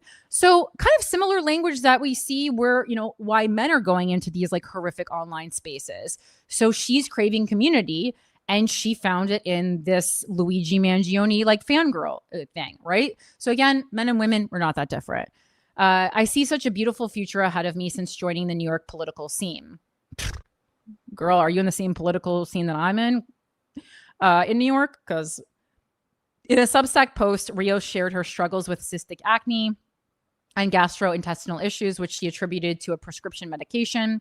The common yet painful side effects of skin peeling and nosebleeds became my casual daily sacrifices to escape people's gasps of horror at my acne-covered skin, she wrote last April. I hear you. Acne sucks. After detailing those problems, Rios wrote, no matter who you are, most of us are closer to being one bad week away from being unhoused than we are to becoming billionaires. And that one bad week could even be one bad day if you have a particularly expensive hospital trip. When I logged into the Free Luigi Reddit, or that's a Reddit Discord server on Monday night, some pillars of the Free Luigi movement were disavowing the Mangionistas. The women were feds, some messages said, shorthand and Gen Z for law enforcement or being affiliated with the government. I'm absolutely horrified and embarrassed for everyone involved, one user wrote. How can they even grant press access for them? They're literally on purpose sabotaging and should be hospitalized. So this is great because now we have two groups of women who on paper are out for the same thing. Their love and support of their angel hero, Luigi Mangione, and they're hating each other? Oh no. On a Reddit forum devoted to Mangione, one supporter wrote that the comments by the Mangionistas were immensely selfish. Okay. And can only hurt his case. Another added, to them, him being trapped in prison for life is even better. He can be permanent fodder for their sexual fantasies. Well, I really got to get in this Discord. It sounds hilarious. On Tuesday morning, Rios was defiant about the backlash. No, caps, amount of pressure or fear mongering is going to make me bow to our oppressors. So now your oppressors are other fans of Luigi Mangione. Okay. She wrote to her 160,000 followers on Instagram. I have zero remorse or sympathy for those capitalizing off of and relying on the deaths of the American people to put money in the pockets of the few. Mangione is expected to go on trial in a New York State court in September and a federal court in October. He has pleaded not guilty. So I just found this piece highly entertaining when I saw her working on it, and I was like, I cannot wait till this goes out. Like I saw her on Instagram. I didn't see her in real life working on this. All right, now we're going to go into a could be worse story. This is, you guessed it, it's about the Ebola outbreak. This is from the New York Times. Ebola outbreak in Central Africa could last months, the WHO says. Health officials reported more than 130 suspected deaths and 540 cases in the Democratic Republic of Congo and Uganda.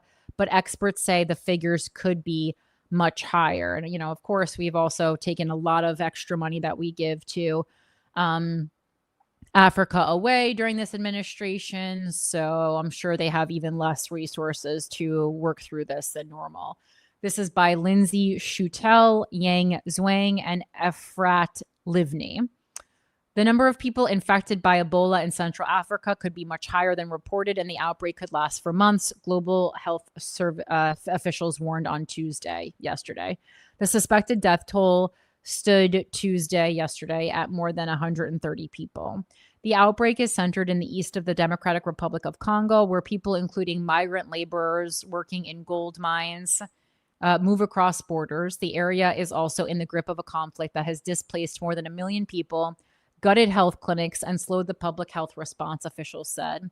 The last outbreak in this area took 2 years to contain, Dr. Anne Ancia said. She's a representative of the World Health Organization in Congo. We hope it won't be that long, but I'm foreseeing several months.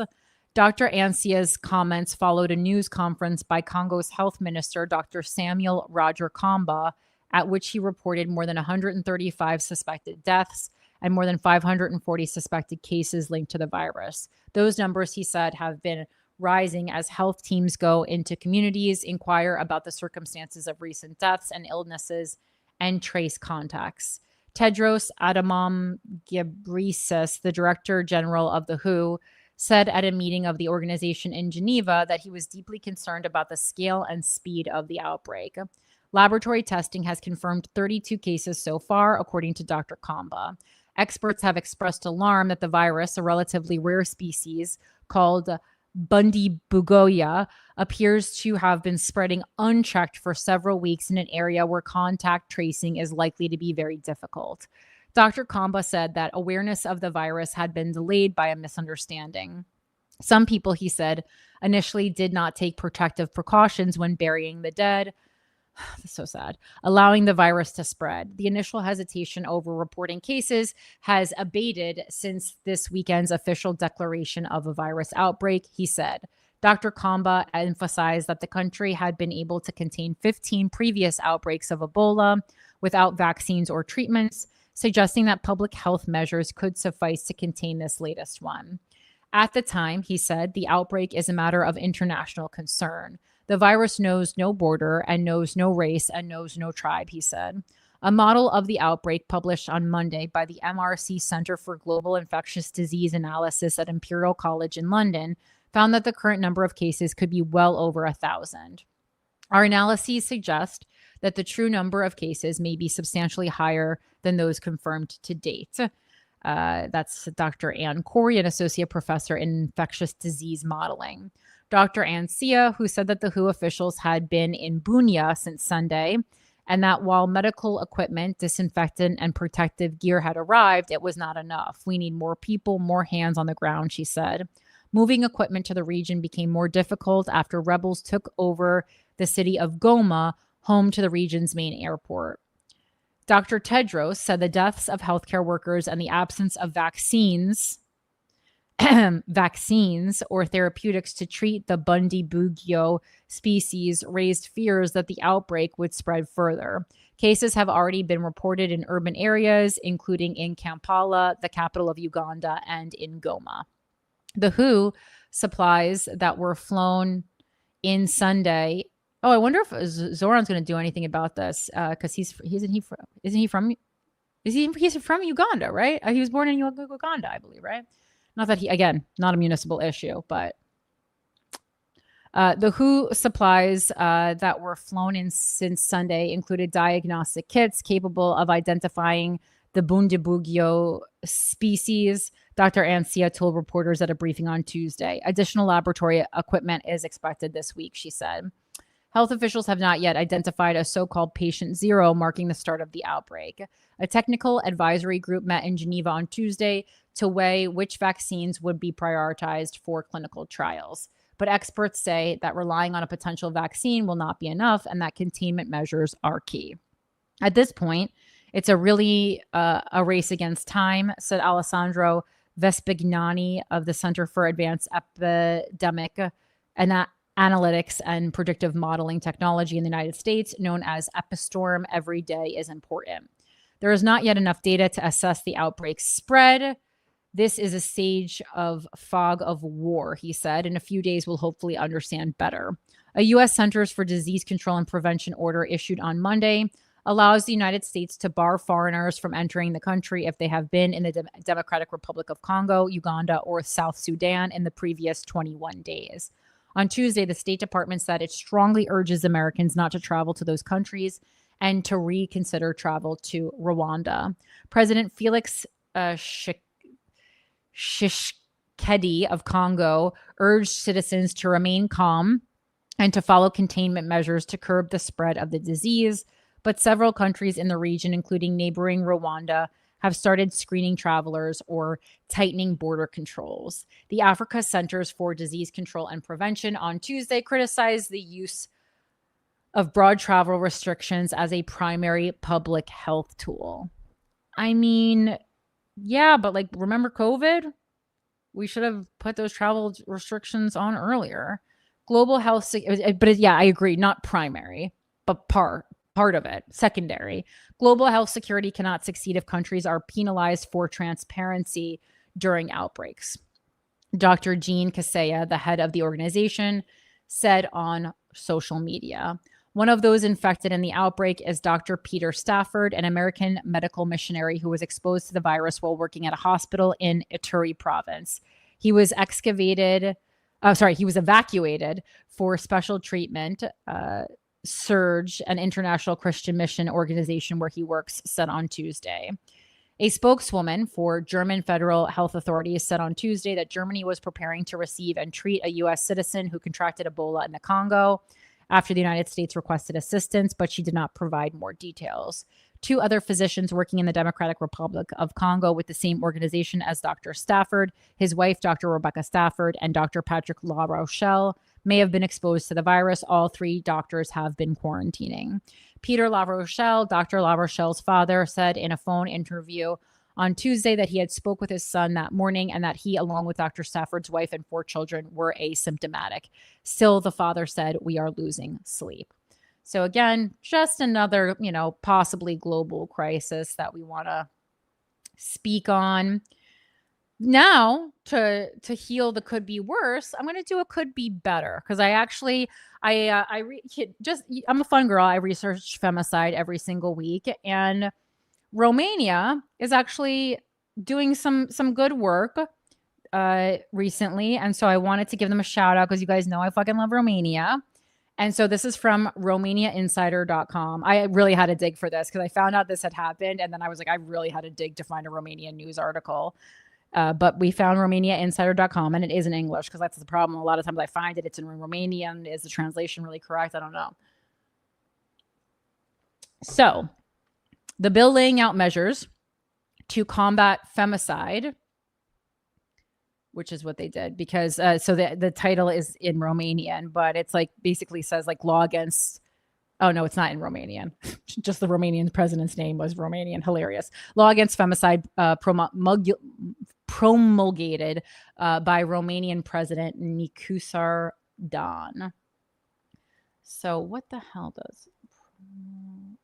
Wait, I got to look up this word. Promulgated. Okay, so promulgated just means to formally declare, publish, or make a law, rule, or regulation. Again, it's legal jargon, sometimes used in real estate as well. But that's why I was like, what the fuck is that? The bill laying out measures to combat femicide was promulgated by President Nicusar Dan on Thursday, April 23rd, a month after the draft was adopted by Parliament. The Romanian head of state announced the promulgation in a post on Facebook, arguing that violence against women has for too long been either ignored or insufficiently addressed. As an act of recognition of a painful reality that we have the obligation to correct, it is extremely necessary to have a law that establishes harsh penalties and promotes measures to prevent femicide and domestic violence, Nicusar Dan added. So this is the president of Romania taking a stance for women like this. Fabulous work, sir. According to the president, the law transforms the commitment of the Romanian state to guarantee the safety of women and children into a concrete prevention mechanism, providing the authorities with the necessary tools to intervene in time before violence becomes a tragedy. The head of state also thanked the parliamentarians for having understood the gravity of this phenomenon and having made the necessary legislative changes. Yeah, aka the government all worked together. On March 25th, the Chamber of Deputies adopted the draft law on the prevention and combating of femicide, giving for the first time a legal definition of femicide. The act may be punished as aggravated murder with prison sentences from 15 to 25 years or even life imprisonment. Initially submitted on October 29th, 2025, the law enjoyed unprecedented support in Parliament, being signed by more than 270 parliamentarians from all parties, despite claims of overregulation. The bill followed several widely discussed cases of femicide that took place in 2025. In total, 66 femicides took place in Romania last year, which is like... So just like when you think about it, I didn't even look up how many femicides were in America this year or last year. I know it's a lot higher than 66, right? And it is just like so crazy to me that 66 femicides were taken this seriously. Like, great. I love that. At least another 69 women were close to being killed. And this makes my heart happy. Not the killing, the fact that the government did something about it. In total, a man tried to kill or killed a woman every 2.5 days in Romania in 2025. So actually, like, how many femicides USA 2025? Oh, okay. According to UN Women, it's 137 women and girls a day in America. So that's nice. That's nice. Is this in the US in 2050? But is this national though, or is this UN Women? Wait. So okay, it's not being cleared. Oh, is this international or national? Sorry. Please hold. I'm trying to. It might be it might be 137 a day worldwide as a part. Yeah, I think this is UN. This might be worldwide because I was like 137 a day. That's fucking crazy. Let's see these victims, national trends. It's not good. Let's see. Audits. All right. Well, it's 137 a day period. I guess we don't need to nitpick, but you know, it's not good. I'll research a little further and get back to you on that one. But I just thought that was really cool. It's just like it's unfortunate, but it's just like, especially like with this administration, it just felt so foreign to have someone so high up like the president be making a speech like that about something that's so important and so like under talked about. And I just really wanted to give Romania their flowers. Plus, you know, I do have a heavy Romania bias, although I think they did some shit with abortion this week that was way less flower worthy. But anyway, and now we have a cuties corner. Oh God, this one's right crazy. This is from humaneworld.org, the Humane World for Animals. This is about the Trump administration did some real fucked up things to animals. This being one of them.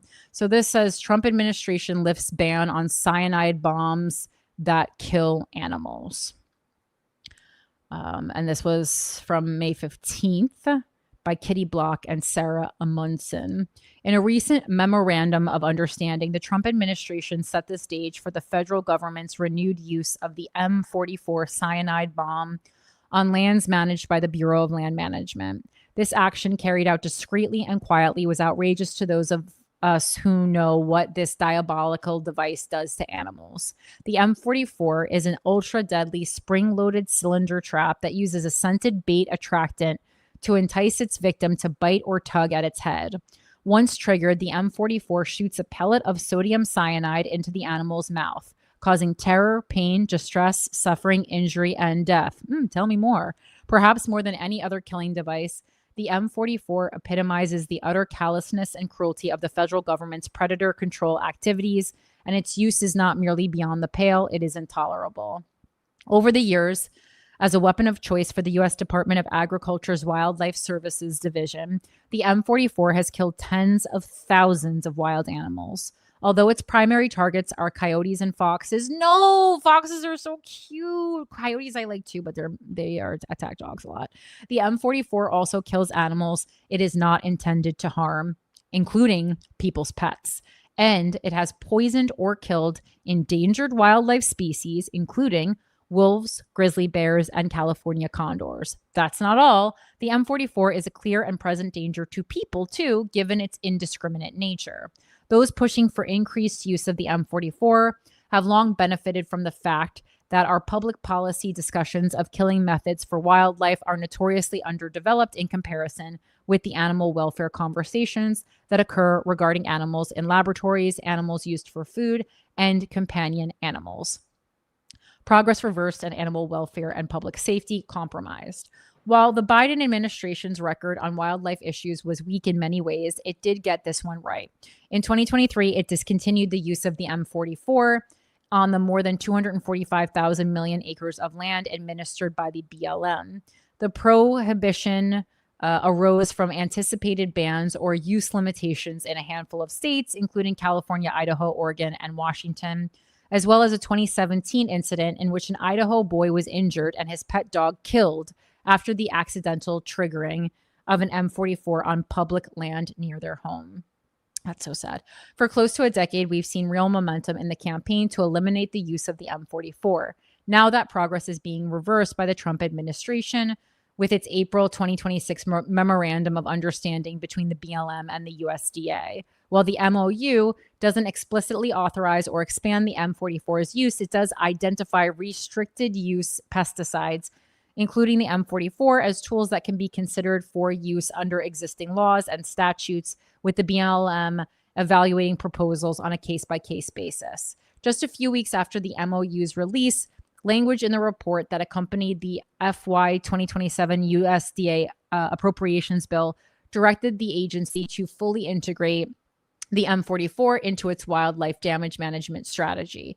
This makes the case quite clear. Between this appropriations language and the agency memo, the M44 appears to be on its way back into routine use. And then there's a little bit more, they talk about like the failure, but I just thought that was really, really crazy and horrific. And I just don't understand why, like, we are on animals' land, and then not only do we decide they can't be there anymore, we're actually like, and we're going to kill you in a really heinous way to get you off of the land. Another Cuties Corner is this is from Animal Equality. The U.S. House passes the Farm Bill that would strip animal protections nationwide. So again, like, not a good week for the U.S. and animals. You want to go pee-pees, Alfred? The U.S. House has passed the Farm Bill with language that threatens decades of animal protection laws. The fight now moves to the Senate. And this includes the Save Our Bacon Act. That's, you might have seen that floating around. I don't know. It depends how into the animal welfare algorithm you are. I'm too far in, some may say.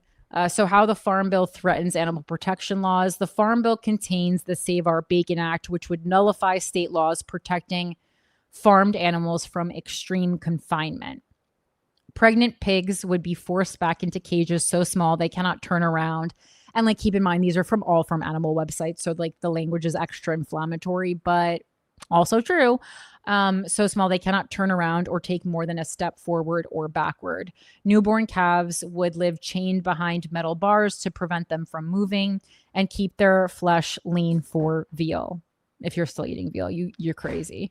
The bill also fails to include the Save America's Forgotten Equines Safe Act legislation that would permanently end the export and slaughter of American horses for human consumption.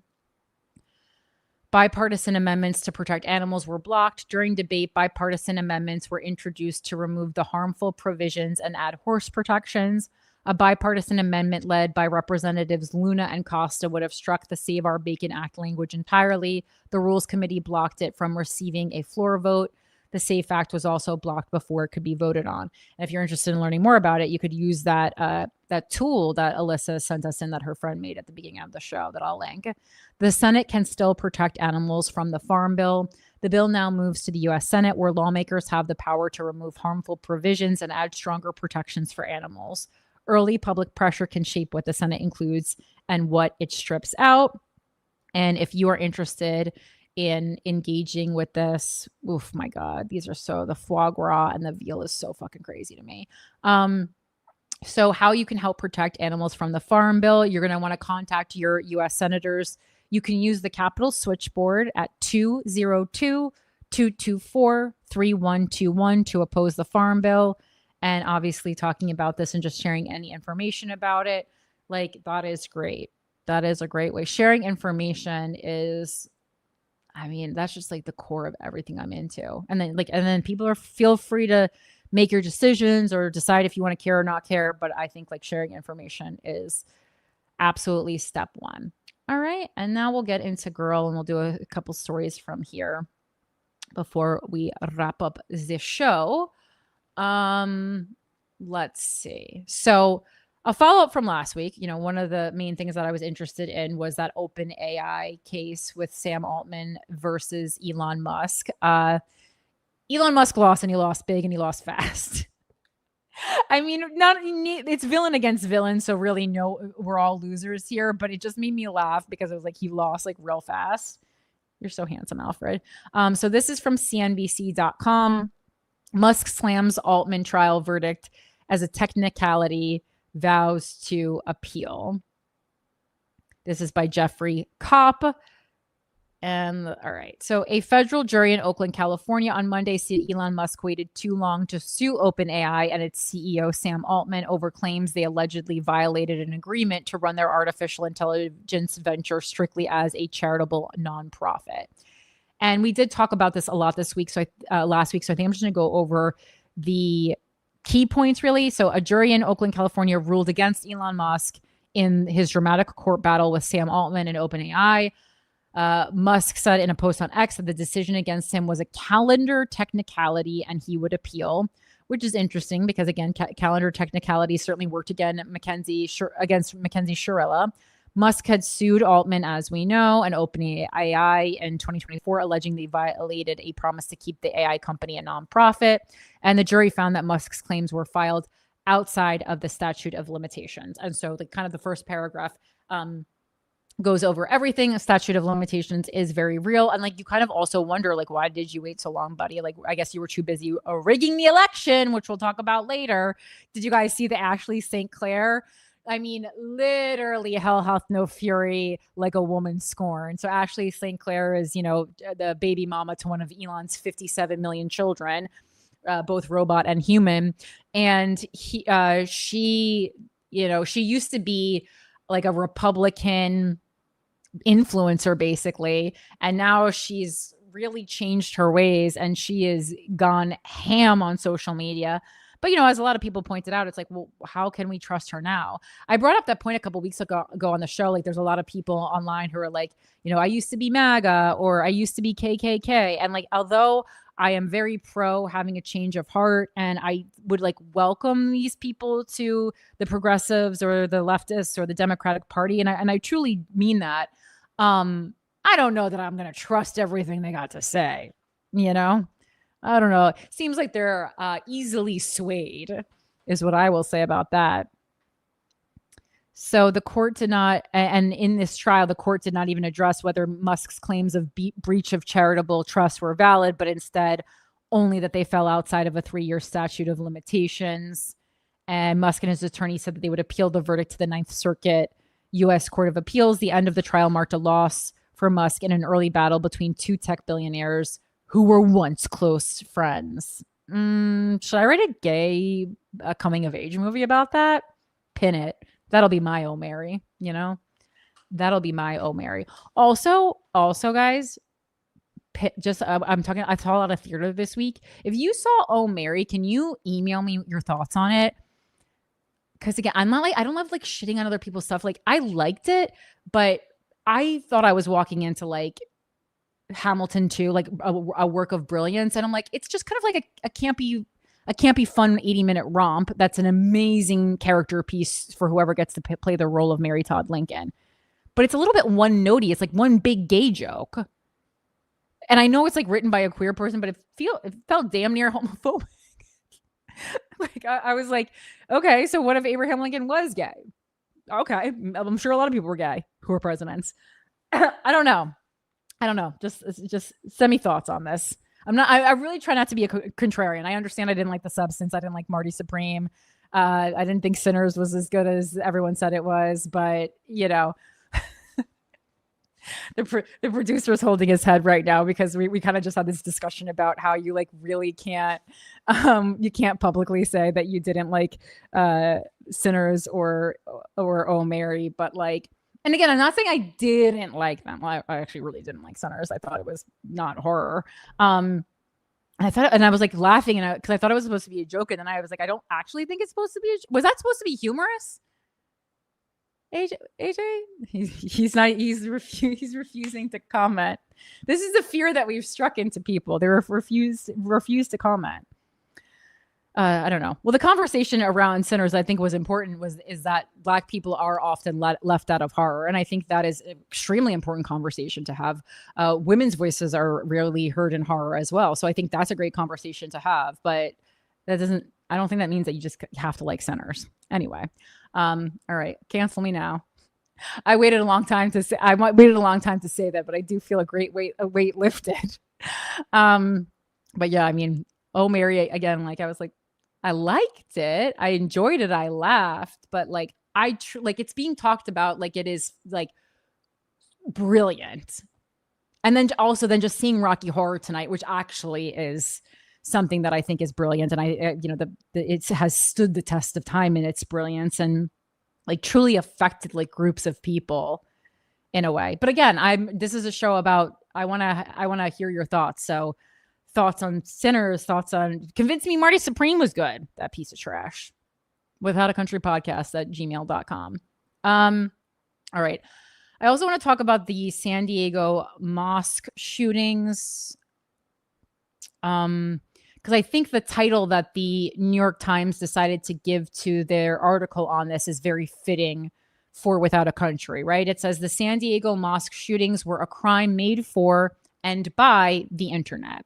Authorities said the teenagers who killed 3 men met online, posted their writings there, and live streamed the killings. So again, this is like, we're seeing a lot of stuff like this happen. This is by Tim Arango, Chelsea Rose Marcius, Madison Malone Kircher, and Nicholas Bogle Burrows. This is from yesterday, May 19th. Updated today, though, as of noon. The teenagers met online and bonded over shared hatreds, which psychologically, I believe, and if the meme I saw was real, is a very powerful form of bonding. But I don't need a meme to tell me. Just ask my ex-boyfriend and his wife. When they realized they both lived in the San Diego area, they met in person.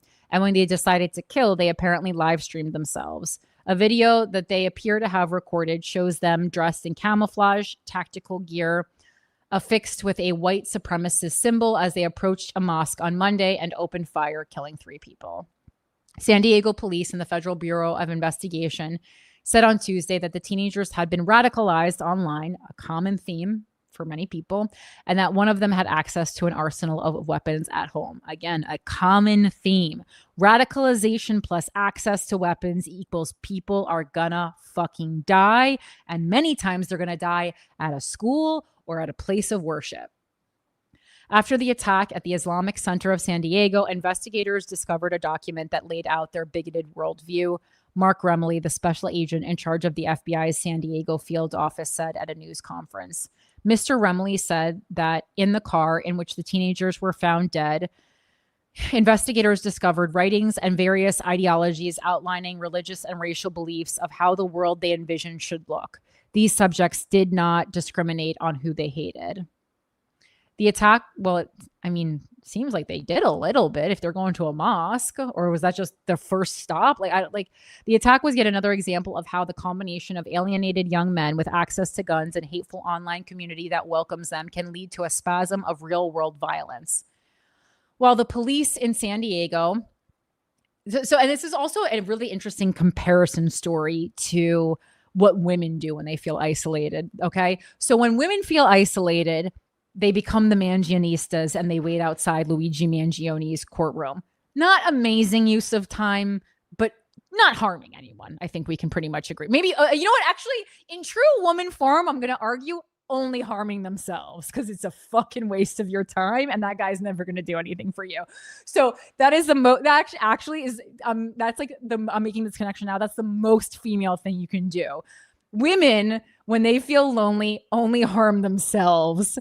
And then men, when they feel lonely or like when they feel like a lack of community, they go out and fucking blow people's brains out. Incredible. While the police in San Diego have not publicly named either suspect, 2 law enforcement officials briefed on the matter identified them as Kane Clark, 17, a former high school wrestler, and Caleb Vasquez, 18. Which again, always stunning when your last name is Vasquez and you're a white supremacist, but it happens a lot. Minutes after the Monday afternoon attack, police officers found them dead in a white BMW along with a gas can bearing Nazi SS insignia. The police have said the teenagers died from gunshots, and a video that has appeared online appears to show one shooting the other before turning the gun on himself. I mean, I wonder how they decided that. Did they do like rock, paper, scissors? James Canning, a spokesman for the San Diego Unified School District, said Mr. Clark had been scheduled to graduate this year from iHigh Virtual Academy. You know what? I would have killed myself too. An online school within the district. Mr. Clark was a member of the wrestling team at Madison High School last year, but had not been involved in extracurricular activities this year, Mr. Canning said.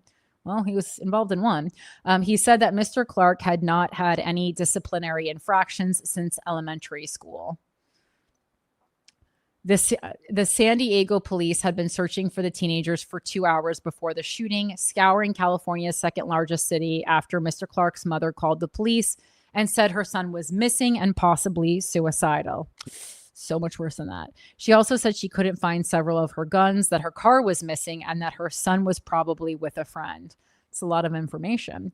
Mr. Remley said on Tuesday that the FBI had searched 3 homes linked to the teenagers and had confiscated more than 30 guns, including pistols and rifles. Who the fuck in San Diego needs an average of 10 guns in their house?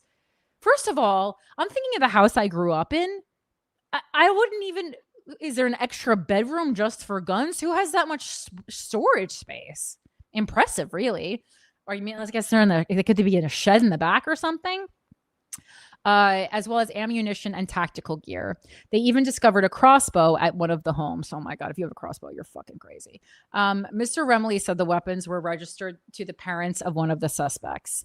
No one answered the door at the light blue house in Claremont neighborhood of San Diego, where Mr. Clark is believed to have lived. A Ford F-350 sat in the driveway near trash barrels and a can for cigarette butts. Really painting a picture here.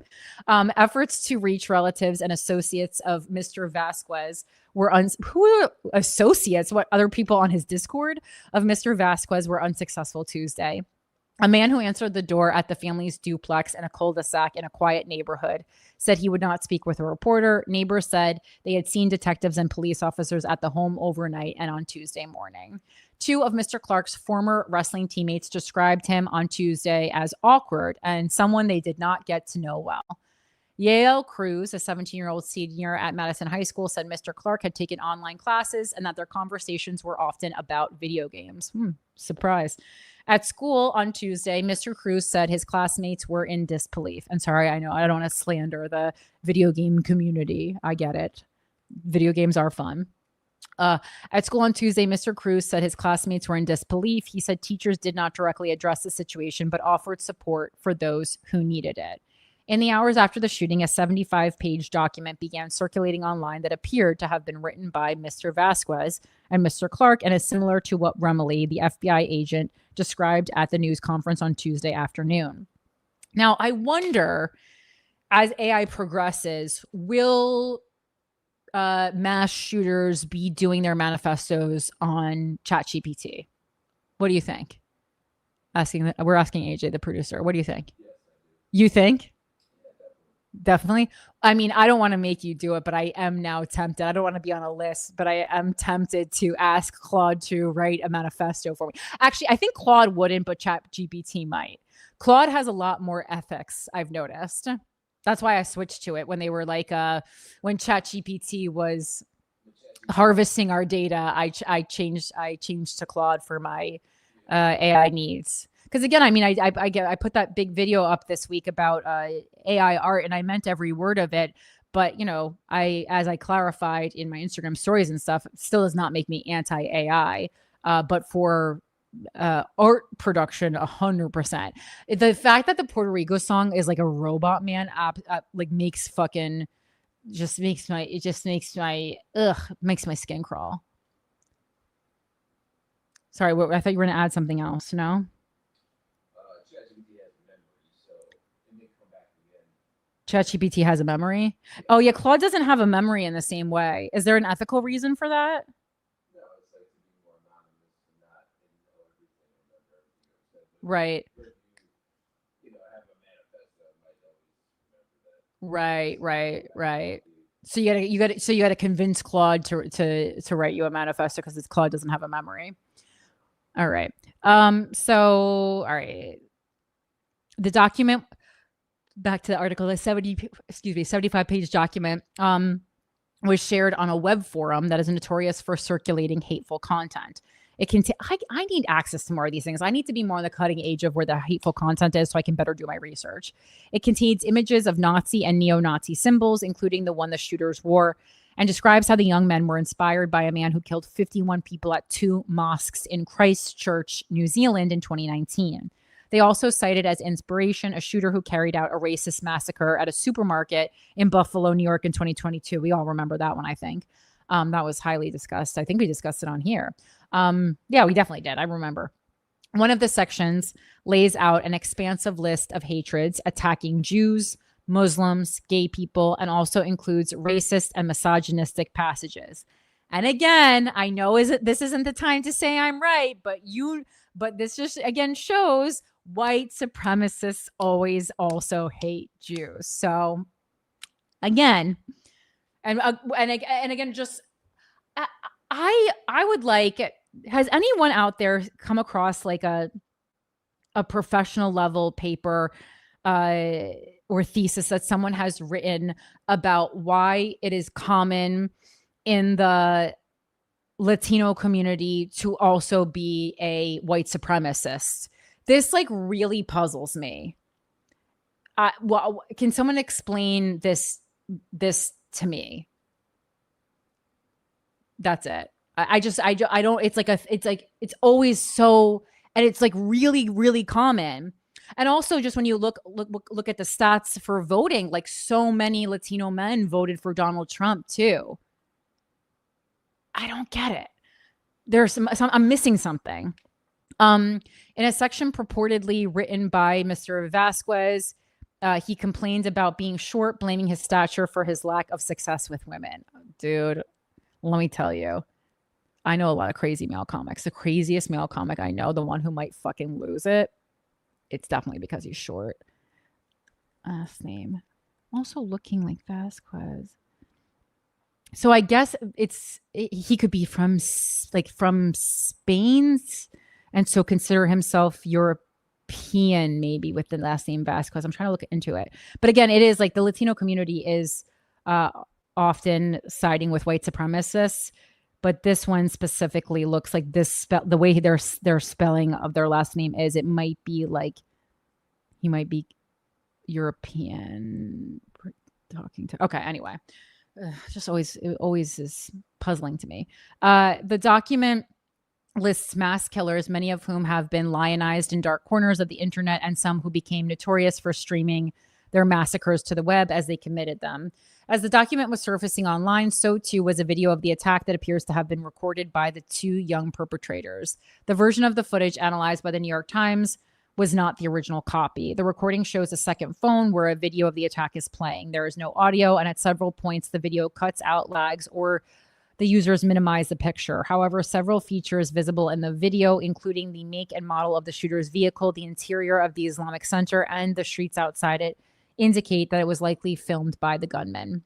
The video shows the two teenagers getting out of a car out with long guns raised, running toward a building, shooting in and around it. A person's legs and a pool of blood can be seen on the sidewalk.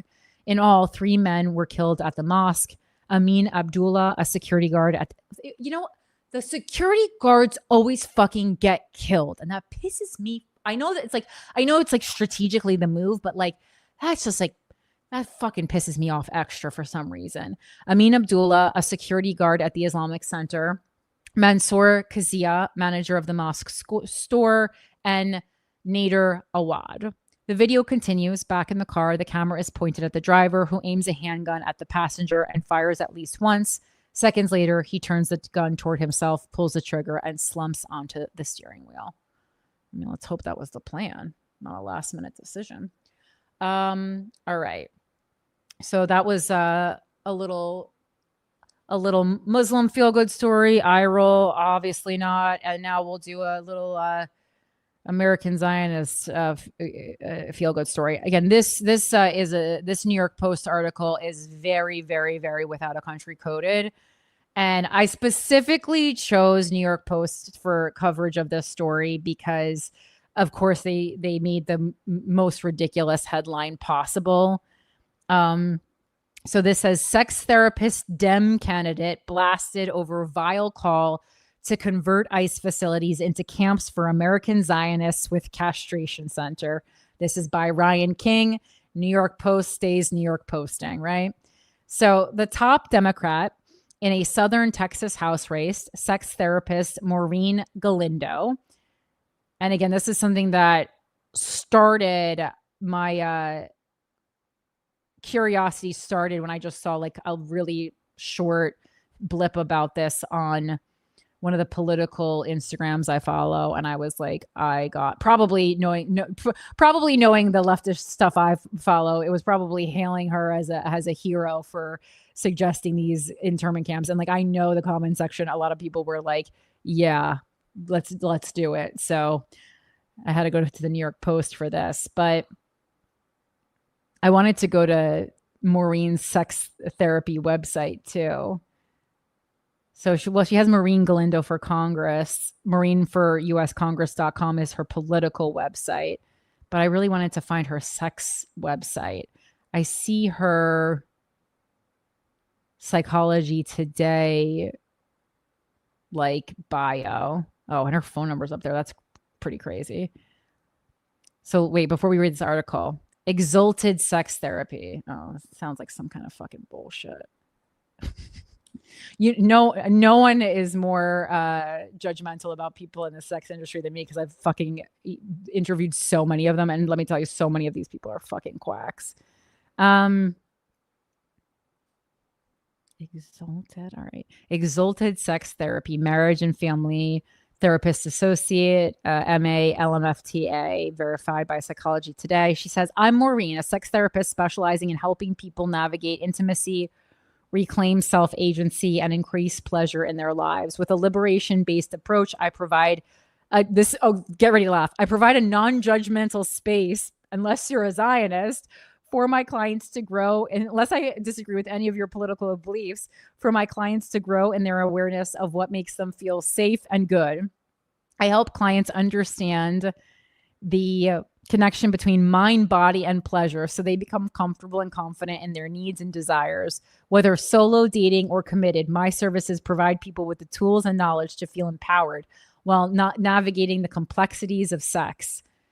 See, this is a thing. You guys are making sex overly complicated. I actually don't think sex is that complex. I think we've overcomplicated it, and now we're talking about it more than we're having it. My approach to sex therapy includes guided conversations, body awareness exercises. Yeah, you can't fuck if you're doing a body awareness exercise, and practical skills to heal from trauma. That's different. If you've undergone sexual trauma, obviously that's different then. Set boundaries and build fulfilling relationships. I educate clients on how the body experiences intense pleasure and how to increase it in healthy, empowering ways. I want everyone to have fulfilling and joyful, intimate experiences. If you're ready to heal, explore, and grow in your relationship with yourself and others, I'm here to help. Let's work together to create the fulfilling intimacy you deserve. Unless you're an American Zionist, and then you should go to an internment camp. It's just so, I just knew the juxtaposition between what you fucking said and this was going to be so fucking funny, and I really was not let down. Oh my God. If you guys want to call her for consultation, it's 210-940-2368. Exalted Sex Therapy. Okay, so back to this New York Post article. I'm having fun. I hope you guys are having fun. The top Democrat in a Southern Texas House race, sex therapist Maureen Galindo, has called for transforming an immigration facility into a prison for American Zionists equipped with a castration center.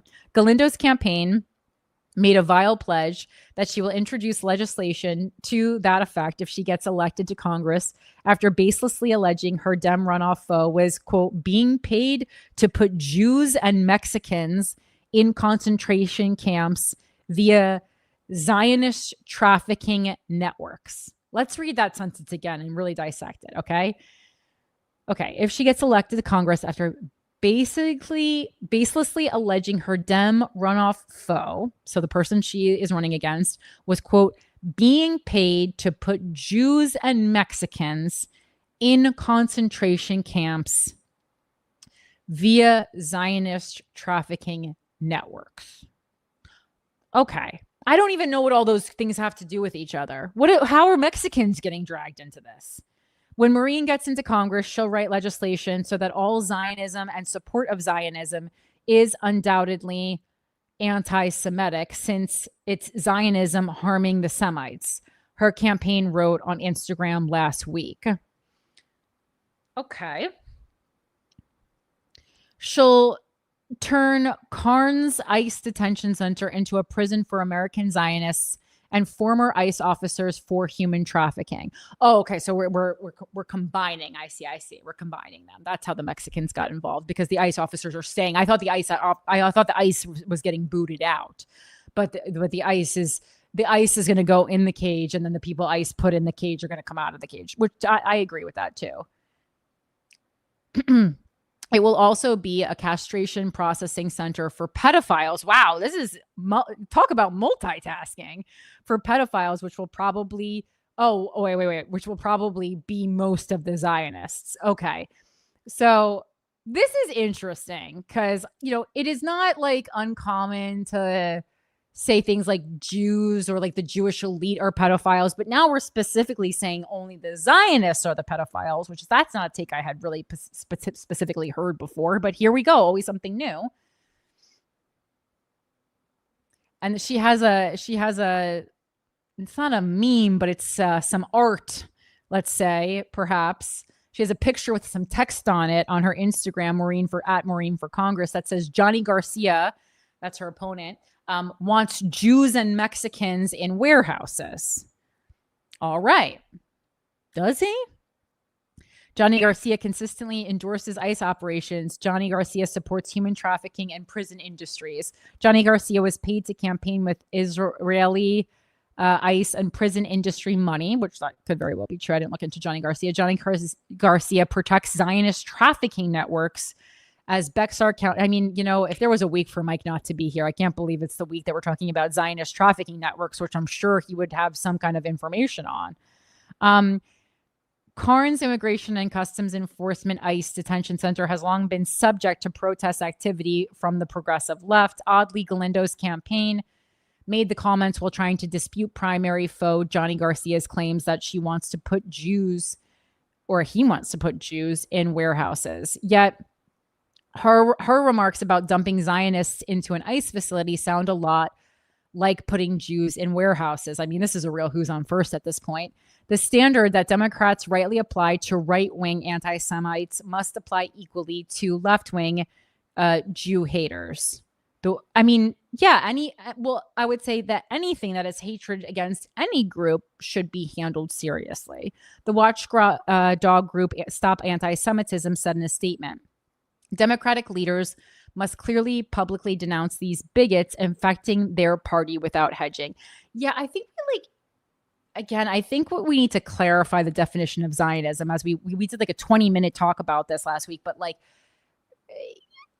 I think there needs to be like a new word, because again, the Zionism is more just like the existence of Israel, which I think that's a uphill battle to argue that just like the existence means that you like hate a group of people, because then everyone in America who lives on here, on Billie Eilish's stolen land we would all have to be in these internment camps as well, I would argue, actually. Whew, okay. Democratic leaders must clearly publicly denounce these bigots infecting their party without hedging. I love when the word infection is used to describe humans. That's one of my favorite actual things that the left does. They must decline to appear on platforms with Hassan Piker. They must stop winking at extremist voices and truly stand for the principles they claim to stand for. What? Now we're going all over the place. Oh, this is still the Stop Anti-Semitism, who I guess is against her speaking. Okay. Because I was like, what? I would feel like this was a woman who would love Hassan Piker. Sorry, I got lost. There's a lot of gobbledygook in here. Galindo was the top Democrat in the March primary election with 29.2% support to Garcia's 27%. Since no one got a majority, the two advanced to a runoff election next Tuesday. Wow, I'm on the edge of my seat. And Johnny Garcia for Congress said to John Favreau. So John Favreau then tweeted, "This person should not be anywhere near public office. Every new statement is somehow crazier and more vile than the last." And then Johnny Garcia for Congress retweeted it, and he said, "Thank you for calling it out, John. Texas 35 residents are struggling to put gas in their tank and buy groceries instead of focusing on table kitchen issues. My opponent is pushing conspiracy theories and hateful rhetoric. That's why Republicans are spending to boost her campaign." Interesting. So now we're going into kind of the Jasmine Crockett territory where they're claiming that Republicans are trying to boost her because they think she's like more of a lame duck. Fascinating. Fascinating. I'm going to have to read more about Johnny for Congress. They are vying for Texas District 35, which includes a slice of land from San Antonio to the suburbs of Austin. It is currently held by Representative Greg Cesar, but Republicans have reconfigured its borders with the goal of picking up the seat. Instead of focusing on table kitchen issues, we already read this quote, but they're putting it again. His accusations about Republican subterfuge elevating Galinda revolve around the lead left PAC, a mysterious entity that has spent some $428,713 backing her, according to the latest data from Federal Election Commission filings. Very, very interesting. Democrats believe the actual number is even higher. The group has spent over $1 million across 3 House Democratic primary races, records show. Before the primary race in March, Galindo had raised under $10,000, FEC records indicate. At a time when anti-Semitism is at historic levels, Republicans' dirty campaign tricks aren't just cynical, they're extremely dangerous. Democratic Congressional Campaign Committee spokesperson Madison Andrus told The Post. Republicans are spending nearly $1 million to uplift a violent anti-Semite. No matter what your politics are, using virulent anti-Semitism for your own partisan gain is nothing short of disgusting, but obviously it's making her do well. I'm telling you, if you're an anti-Semite, it is your moment. It is your moment. Run for office. You can really say anything about the Jews right now, and people are going to pretty much, other than the Jews, and some Jews actually probably will still like it. But besides the Jews, everyone's going to love it. And, you know, we're a small group. So National Republican Congressional Committee spokesperson Christian Martinez mused about how Democrats Johnny Garcia and Maureen Galindo are tearing each other apart in a full-blown primary civil war, turning their own races into a circular firing squad. House Minority Leader Hakeem Jeffries' pathetic handpicked candidates were already staggering through the cycle with embarrassing fundraising numbers, zero grassroots energy, and no real support from Texans, he told The Post. Mailers supporting her boasted about how she planned to push to impeach President Trump and tear apart ICE. Galindo has bizarrely called for Garcia, a former Bexar County public information officer, to face trial for treason. This bitch is spirited. That's what this the theme of this episode is. You guys know how we always come to kind of like an organic theme on this show, and it's spirited bitches, I'll tell you.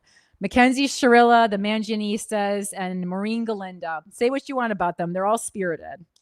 The Post reached out to both Galindo's and Garcia's campaigns for comment. Should we get her on the show? This crazy woman. I'll have to tell her I'm Italian. My last name kind of gives it away, though. Throughout the campaign cycle, Galindo has railed against Zionists. She's also attacked Jews who own Hollywood, a well-known anti-Semitic trope. And so this is kind of what I'm talking about when I'm talking about, yes, anti-Zionism is not anti-Semitism, but it's been bleeding into each other a lot. So if you're going to say that, you really got to live by it. You really got to be very careful about it. That was entertaining, though. Wow. Speaking of the Jews... Is that good? Speaking of the Jews, all right, let's look into, oh shit, I forgot about this. Oh, there was a couple other things. Okay, I have to move this around. I forgot. I was enjoying the show so much, I forgot that I put some kind of really important stuff at the bottom. Okay. We'll go over this real quick. This was a mic pick, so I'm sad that he's not here. Because you know he loves anything. I don't want to slander him while he's not here. But when I start reading the article, you'll be like, yeah, I could tell Mike picked this one. But this is from Forward. It's a Jewish independent nonprofit magazine, but this is bad news for Jews. So, when it's against a group, I try to control the bias by reading it from something that is probably in support of that group. You know my mind thought. All right. So this is this is about Cars for Kids. So if you guys definitely millennials know, AJ, you know Cars for Kids, right? So 1877 Cars for Kids. So basically it's you're donating your old car and it's for, to benefit children is the understanding. So this says California judge says Cars for Kids misled donors by omitting Orthodox Jewish mission from ads. The ruling follows years of scrutiny and litigation accusing the car donation charity of misleading donors about how contributions are used. I think we talked about like the start of this conversation a while back on this show, but this is brand new. It's from May 17th by Grace Gilson. So a California judge has ordered Cars for Kids to stop airing its ubiquitous jingle in the state unless the Jewish car donation charity discloses that its funding is dedicated to Orthodox Jewish programs for families and adults in New York, New Jersey, and Israel. The ruling last week by a California Superior Court judge found that Cars for Kids had violated the state's false advertising and unfair competition laws by failing to disclose where it allocated funds from its donations. The ruling stemmed from a lawsuit brought by a California donor, Bruce Putterbaugh, who argued that he would not have donated his vehicle to the nonprofit if he had known that the funds were directed at a Jewish organization in New York. Is he an anti-Zionist? Or does he just fucking hate Jews? What a quote. Wow. Esty Landau, the chief operating... and of course, yes, like... I also wouldn't have donated my car to any religious organization, right? And it is your car and you can donate it to whoever you want to donate it to. But that's a wild, wild quote to have on record. Esty Landau, the chief operating officer of Cars for Kids, testified that the nonprofit serves as the primary funding mechanism for URA, a Jewish outreach nonprofit that runs a summer camp in upstate New York, according to court filings. Cars for Kids is based in the heavily Orthodox city of Lakewood, New Jersey. Landau said that in the filing that URA's programs include matchmaking for young adults, as well as gap year trips to Israel for 17 and 18-year-olds, and that the nonprofit operates no functional programs in California. The failure to disclose that funds benefit adults and families and that this support is contingent upon a specific religious affiliation is material omission. And I agree with all of that. Judge Gasha Apkarian said in her ruling, a reasonable consumer donating to a kids charity would attach importance to the fact that their donation is actually supporting adult matchmaking and general family subsidies. Yeah, it's not exactly. When you donate your car to kids, you know, that's a feel-good story. That's like Locks of Love. You walk around for the rest of the day thinking you're a fucking hero, right? I've done it, man. So you really wanna clarify that. Sorry, I'm just looking up bias for this judge, seeing if they're okay. This is, again, I'm just going off the name, but again, we do this for reporters and now we're going to do it for judges too. While I don't disagree with her ruling and the reasoning she gave, I do want to point out that Judge Gasha Apkarian is Armenian and born in Syria and raised in Beirut, Lebanon.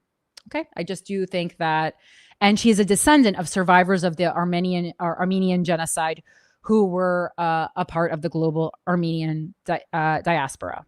So again, I don't disagree with her ruling, but you can see how judges, journalists, we all have human bias and we all have things that upset us.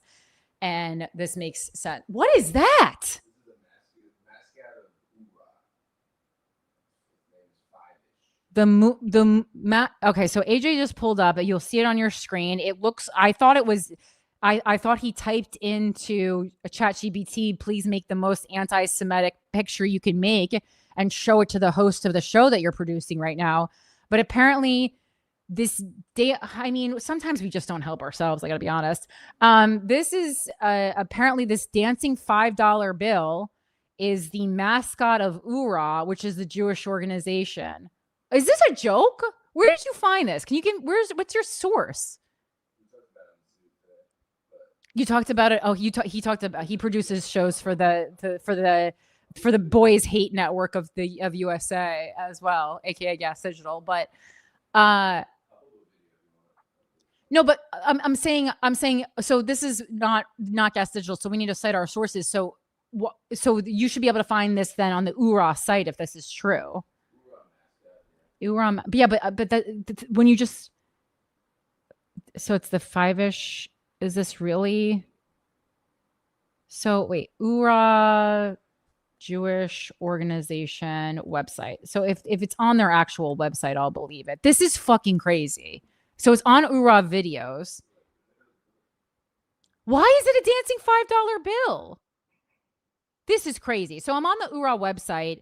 It's ura.org. Connect with your Jewish heritage. Welcome to the URA family. You know, it's just, but oh my God. But yeah, no, okay. So I see this $5 bill on the website. This is real. This is crazy. And I mean, maybe if you talk to the artists behind the mascot, you can say that they're playing with, you know, traditional anti-Semitic tropes, but this is crazy. What? Ask the rabbi. They have an Ask the Rabbi session. You can join live. I'm going to ask the rabbi, why is the URA symbol a dancing $5 bill? Rabbi Chaim Mintz. Oh my God. Wow. Okay. URA overall, like, doesn't seem crazy. It seems like what a lot of other religions do, which is they're trying to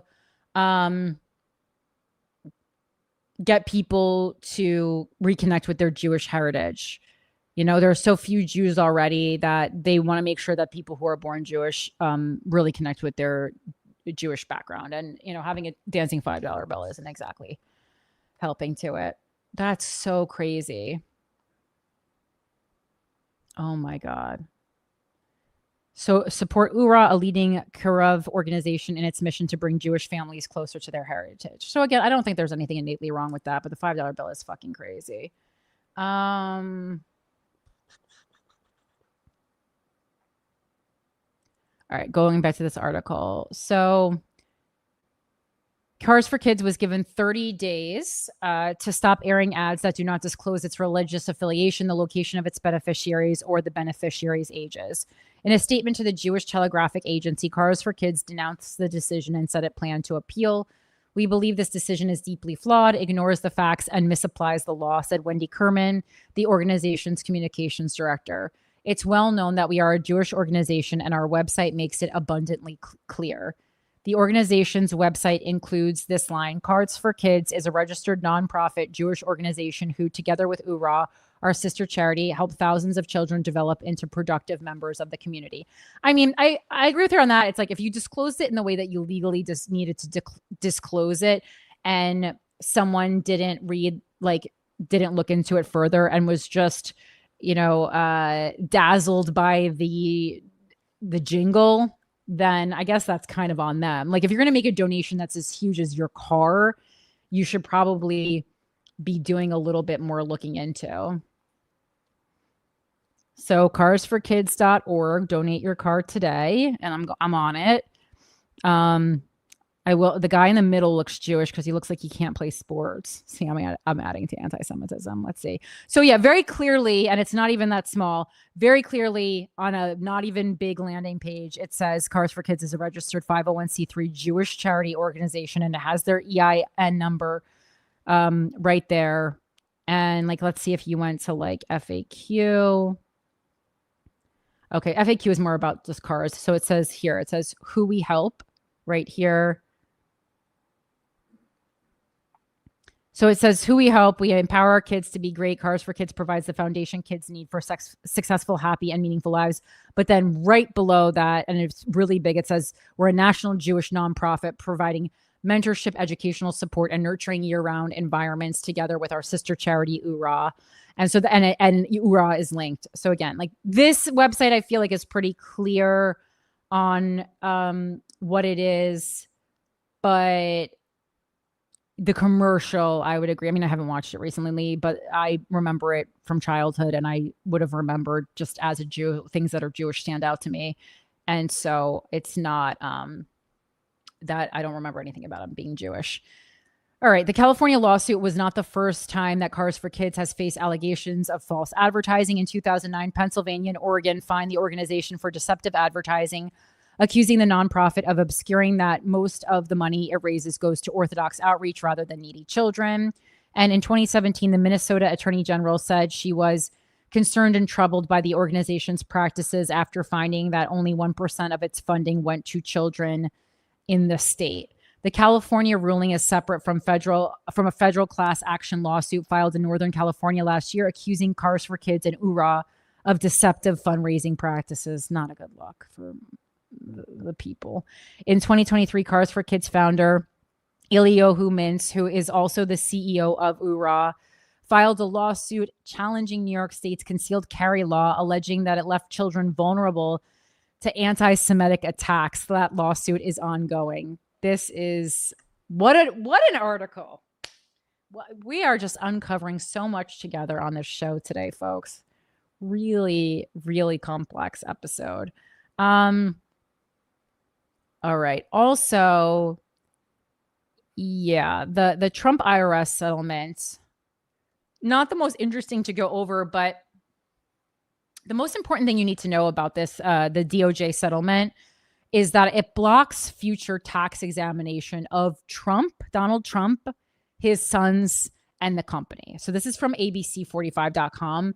I don't know if every article about this, like you've probably read about this, but I don't know if it's going into enough, like if it's really honing in on this. So the federal government will, and so, I mean, like, you know, the first part of this, I'm assuming. And so the federal government will permanently abandon tax claims tied to President Donald Trump and his business organization under a settlement agreement connected to Trump's lawsuit against the IRS over the disclosure of his tax returns.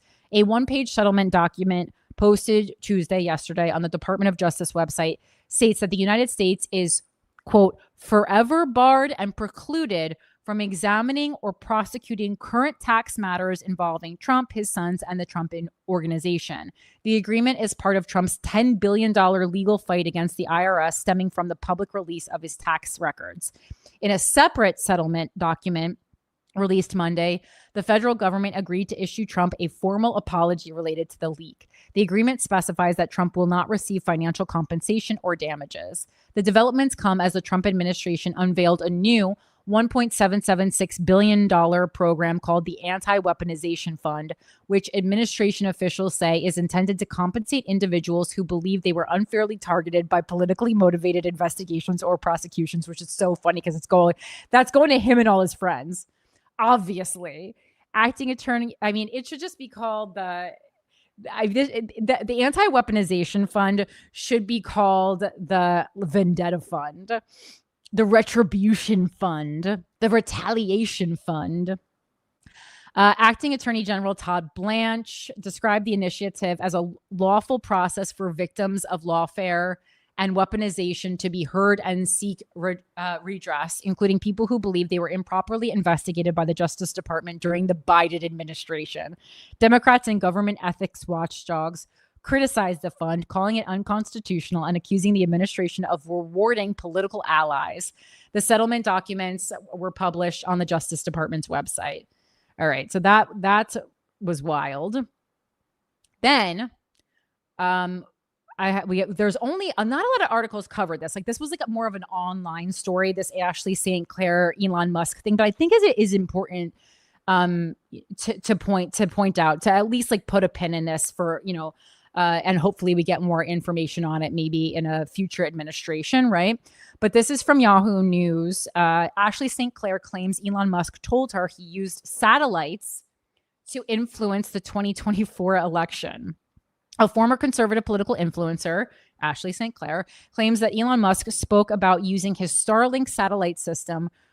And this is so funny because fucking every time Mike brings up Starlink and how great Starlink is and how Elon Musk is like bringing internet to, like, you know, poor people, I'm just like, I don't believe that for one fucking second that he's doing something good just to do something good.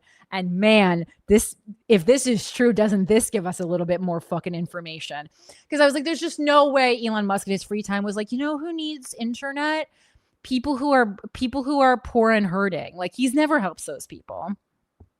Even fucking Jeff Bezos is more charitable. Like he actually is doing things like he invested, I believe he invested like $100 million to help get access to childcare in New York City as part of like Zoran Mamdani's plan. So like, I don't know, that's a whole other thing, but all these people are connected, but okay. All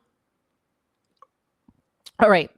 Either that or he's you know, he sees how powerful Zoran is, and he sees how unliked he is right now, and he's like trying to flip it and buy his way into a more pleasing public image. That could also be part of it. All right, so let's see. This person also claimed, so he used his Starlink satellite system for covert purposes in the lead up to the 2024 U.S. presidential election. This person also claims that Musk has shown her real-time voting data from his own America PAC. Ashley St. Clair, who has identified herself as a MAGA influencer for close to 10 years, made these claims in a TikTok video detailing supposed private chats she's had with Elon Musk beginning in October 2024.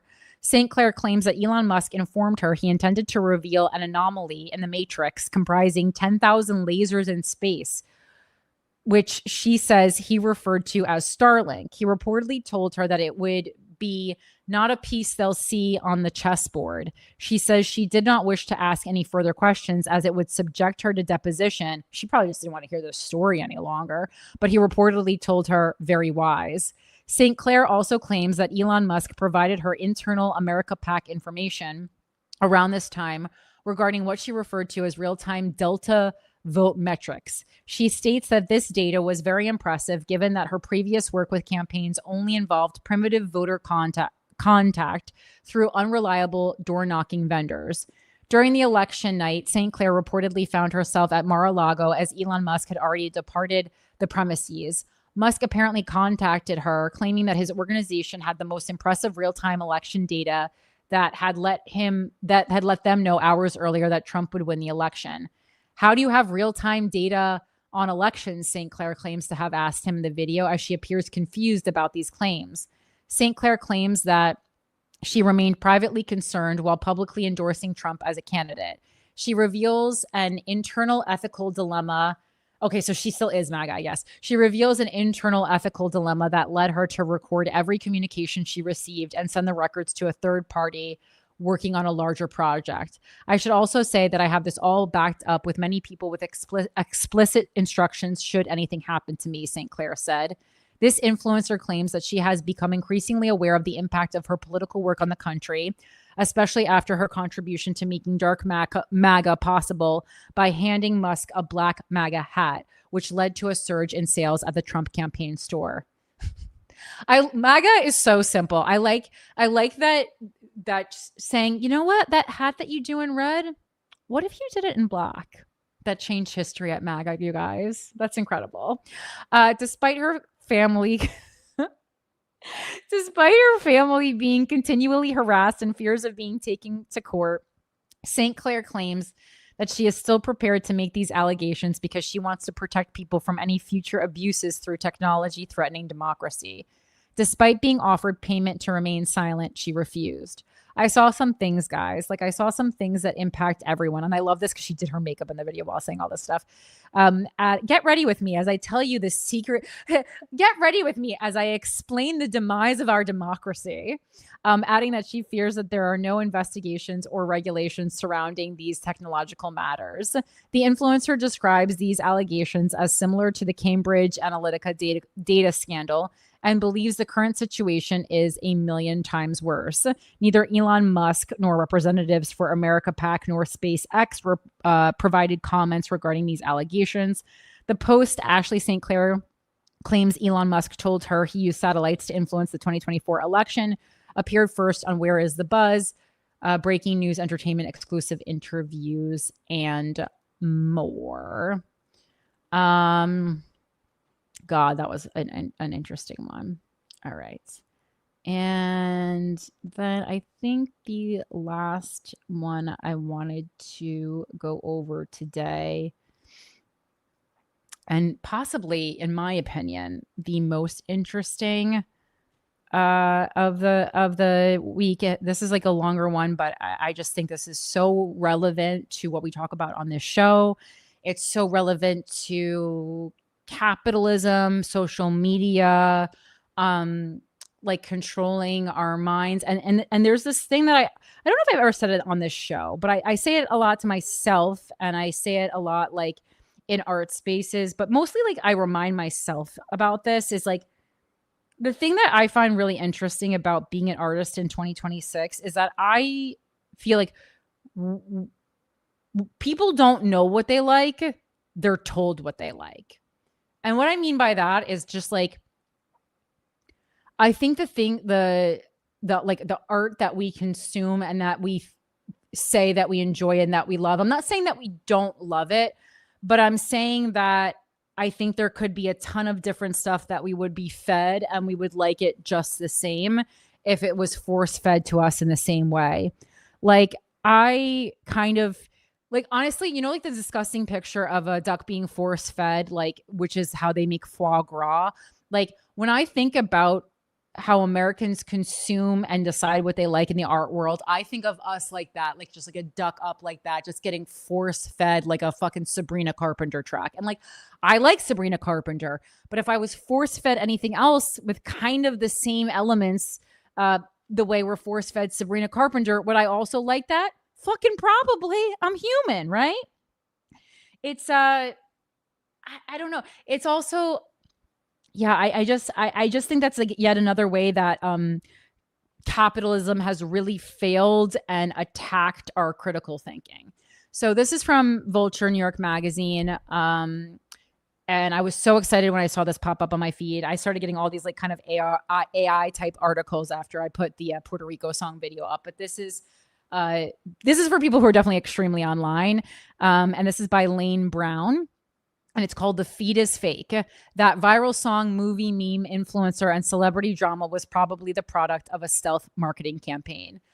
And this also goes into something that I've talked about on this show, is that we have to be increasingly careful with our usage of social media, not just because it's destroying our ability to connect and our ability to focus, as talked about in Stolen Focus, which is from like 2018. So we've gone a while since then.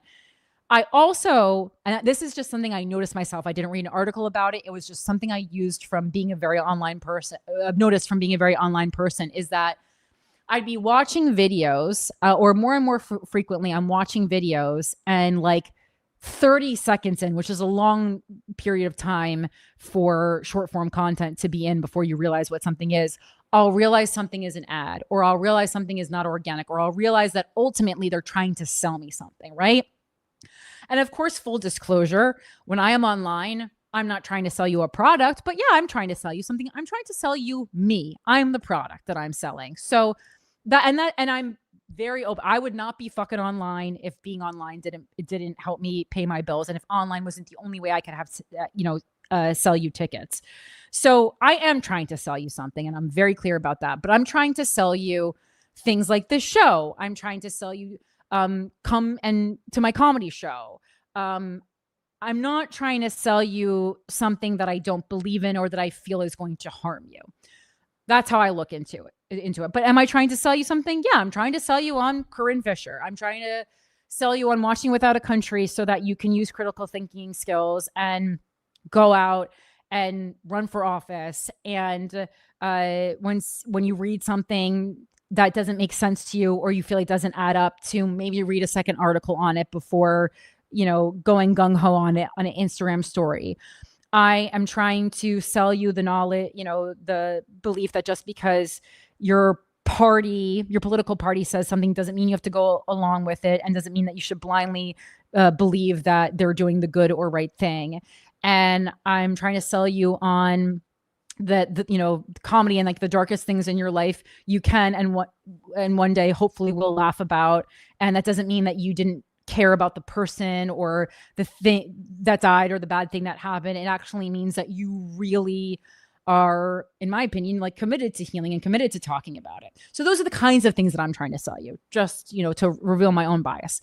So let's start this article. So Joe Lim estimates that 90% of what you see on the internet is advertising in disguise. And that number is, I knew it was a lot. That number damn near knocked me down when I read this on the subway.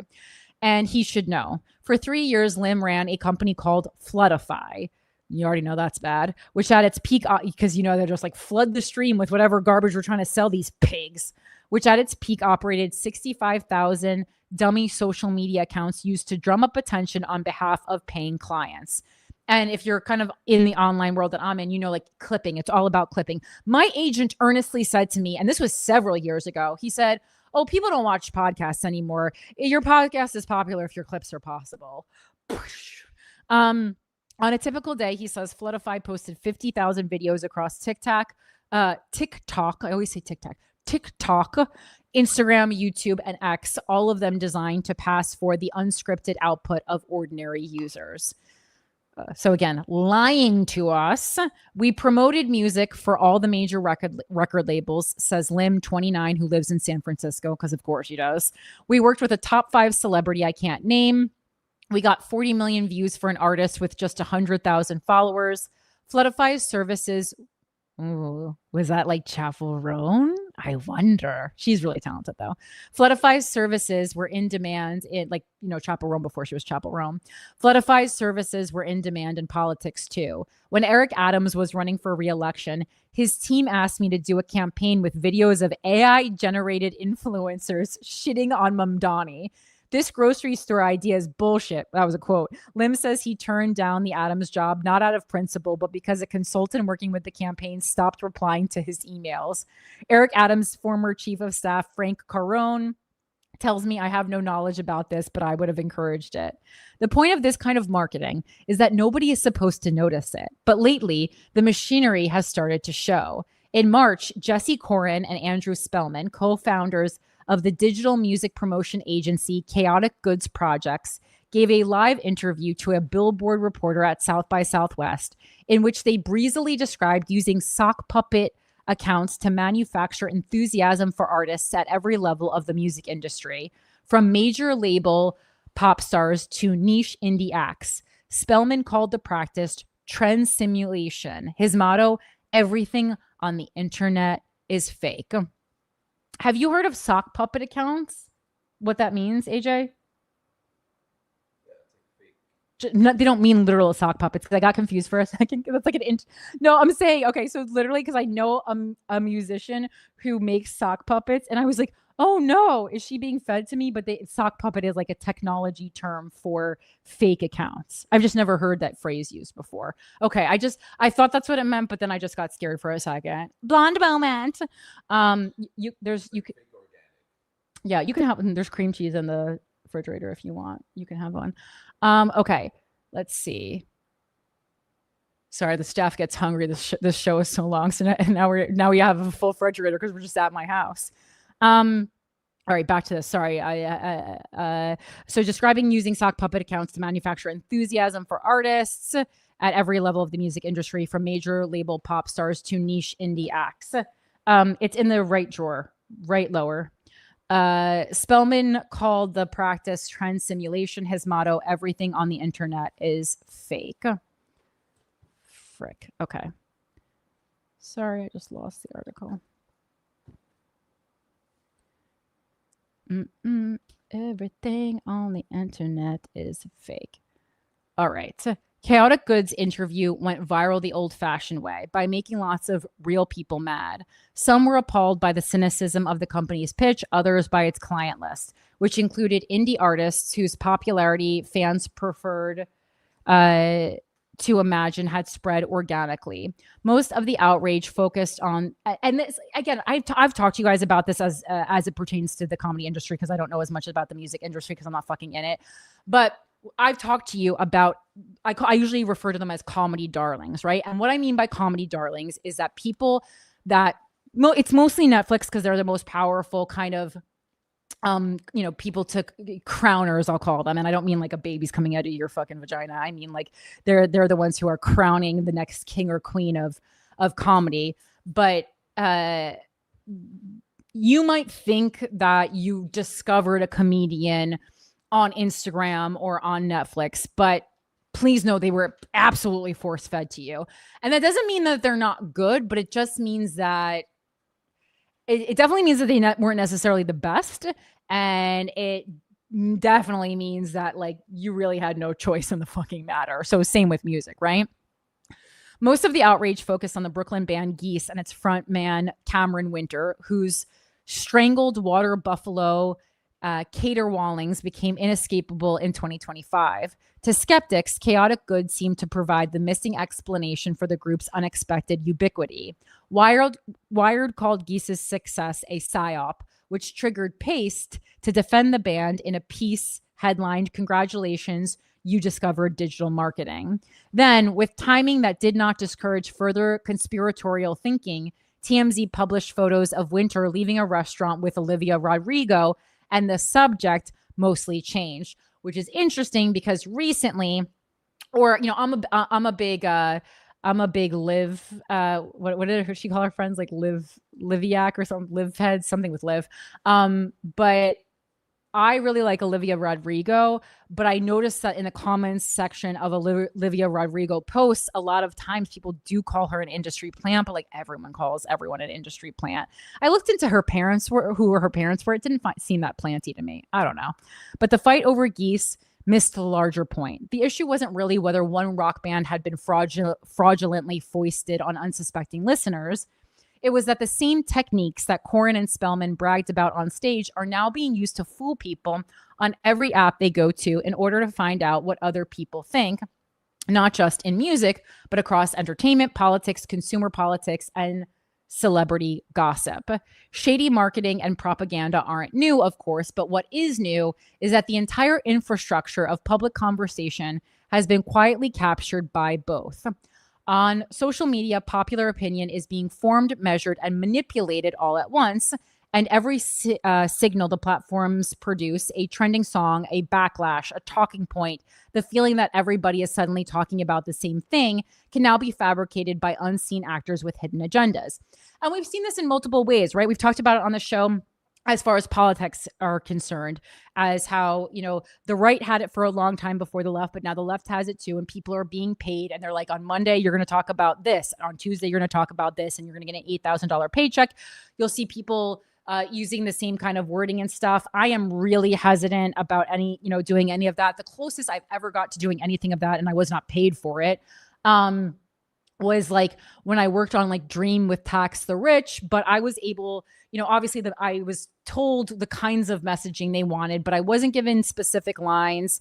I obviously had to like agree with what I was saying. I wrote the stuff myself. I came up with what I wanted to talk to the politicians about myself, and so that's like the closest I've gotten, is that like I went down with a group of creators to a specific event. That's the closest I've gotten. And I think that still is well within the boundaries of being ethical, as far as like, I mean, I'm not a reporter, so I actually not even held to any ethics of standards, but I hold myself to ethical standards. Right. But, like there's a lot of, I feel like there's a lot in the wellness, community, like a couple, like my, one of my favorite topics was everyone's going to talk about how sunscreen is bad for you. No, it's fucking not.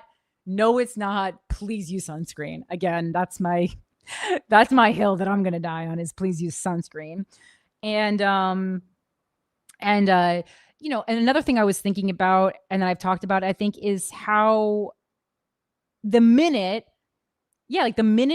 corporations realized how much time we're spending on social media and how valuable it is, they infiltrated the conversations that we were having with their capitalism and selling. So I think, when social media started, it really was just the people having a conversation. And now a lot of the people that think that you're having some kind of a parasocial relationship, you're actually having a parasocial relationship with corporations. A great example that was brought up was, and this I don't think is mentioned in this article, but I saw a separate article about it, was that, so Pete Davidson's baby mama, and I'm sorry, I hate to say it that way because she is her own person, but that's the only reason I know her. So Elsie Hewitt. So Elsie Hewitt had been talking about like how she wasn't going to breastfeed. So breastfeed for a while, right? And then all of a sudden, she starts doing like commercials or ads for this like formula, like powder thing. Yeah, formula feeding. And so she had made it seem organic, and then all of a sudden, formula ads. Yeah, we find that she's doing these formula ads, and everyone's like, okay, that's a little bit weird. And then obviously everyone thinks it is not organic anymore. I can't remember the name of the formula, but like that's an instance of that. So it's like you have this, woman who has millions of followers online. You have this, I think she has millions. You have this parasocial relationship with her. You like her. Like imagine if me, like someone who hopefully if you're watching this show, you have some level of trust for. And I have to say, Christina and I have worked really, really hard. For years, we have less control over the ads now. We can't we can say no to things, but we really, really try to have like mostly everything be something that we use or something that we don't think is harmful. And I think we've been pretty good about that. I don't think there have been things that have leaked on like on Spotify or stuff like that we had no control over, but we still have full veto control over ads that come in. And so, even if it's something that we're not like, oh my God, this is the best product ever, we really actively have never promoted to you anything that we have used and thought was bad. And that has happened. I'm not going to out these people, but we have 100% done that. Things that we thought were shitty, or things that we thought were harmful, like alcohol, gambling, those kind of things. We've like really actively tried to stay away from those. So anytime you've heard them, it was a situation where those were like ads that were put on later that we didn't have control over. But as far as the ads that like we are doing, we've been pretty crazy about that. So like you do have control over what you do. And I understand like, if you get this opportunity to make a lot of money by promoting a formula, you just had a new baby, you're going through a breakup with Pete Davidson, but it's just, I don't know. I just don't feel good about that. It's so funny. This is like a Wayne's World moment as I pick up a Diet Coke can and drink it. I'm not promoting this. You guys just know I fucking love Diet Coke. That was like that scene in Wayne's World where they're like, little yellow. Okay, let's see.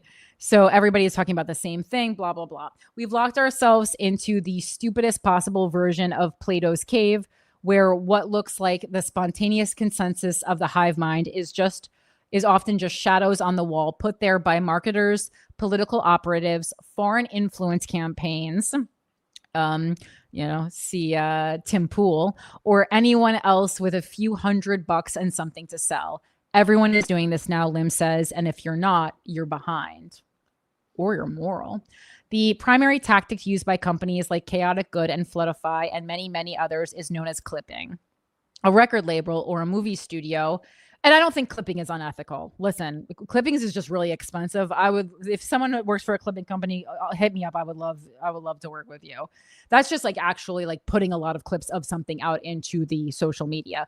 So, and again, different because I'm selling the product you're seeing. I'm not trying to sell a secondary product that is hidden in it. Like if you're clipping my podcast, I'm selling you my podcast. I'm not selling you something else. But yes, if anyone works at Chaotic Goods, hit me up. A record label or a movie studio, celebrity, talent agency, political campaign, or just some bozo with a video podcast hires a company to turn a song, trailer, interview, stump, speech, or whatever into short social media friendly fragments, either by cutting the clips in-house or by farming them out to a network of freelance clippers. Those clips are then posted by normal looking accounts. A meme page might serve up a quote about relationships with a new pop song playing behind it. A fan page for a horror movie might cut the scariest 20 seconds from the trailer into a loop and post it twice a day. Another account might chop the most entertaining exchange from a 3-hour podcast and rebroadcast it to people who would never sit through the entire podcast. If enough of these clips rack up enough views fast enough, credulous social media algorithms interpret the spike as an authentic surge of interest and push the videos to real users who sometimes generate real engagement, prompting the algorithm to push those videos even further.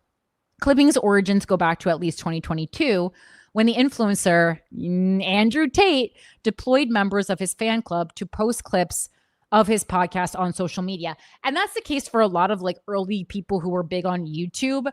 a lot of it wasn't clippers. It was true fans doing it, which is great because that's the most organic way to spread something. You know, Guys We Fucked became Guys We Fucked because of word of mouth. That's how it became so big. So thank you for that. Causing so many people to wonder who he was and why he was clogging up their feeds that he briefly became one of the most Googled people on earth. Since then, and especially over the past year, clipping has gone professional. Dozens of agencies now offer the service to paying customers. Many operate out of public view inside members-only communities, which I found were not so hard to join, on platforms like Discord and WOP, WHOP, where they recruit regular people to do the posting. Each community functions as its own marketplace. An agency announces a new campaign specifying where the clips should run, usually TikTok, Instagram, and YouTube, and what they pay, usually $1 or $2 per 1,000 views. Members then have a few days to make and upload as many clips as they can, hoping at least one will go viral. A clipper who posts a single video might earn nothing if it flops or thousands if it hits. The founder of one agency tells me his top clipper has earned over 6 figures, publishing across thousands of accounts.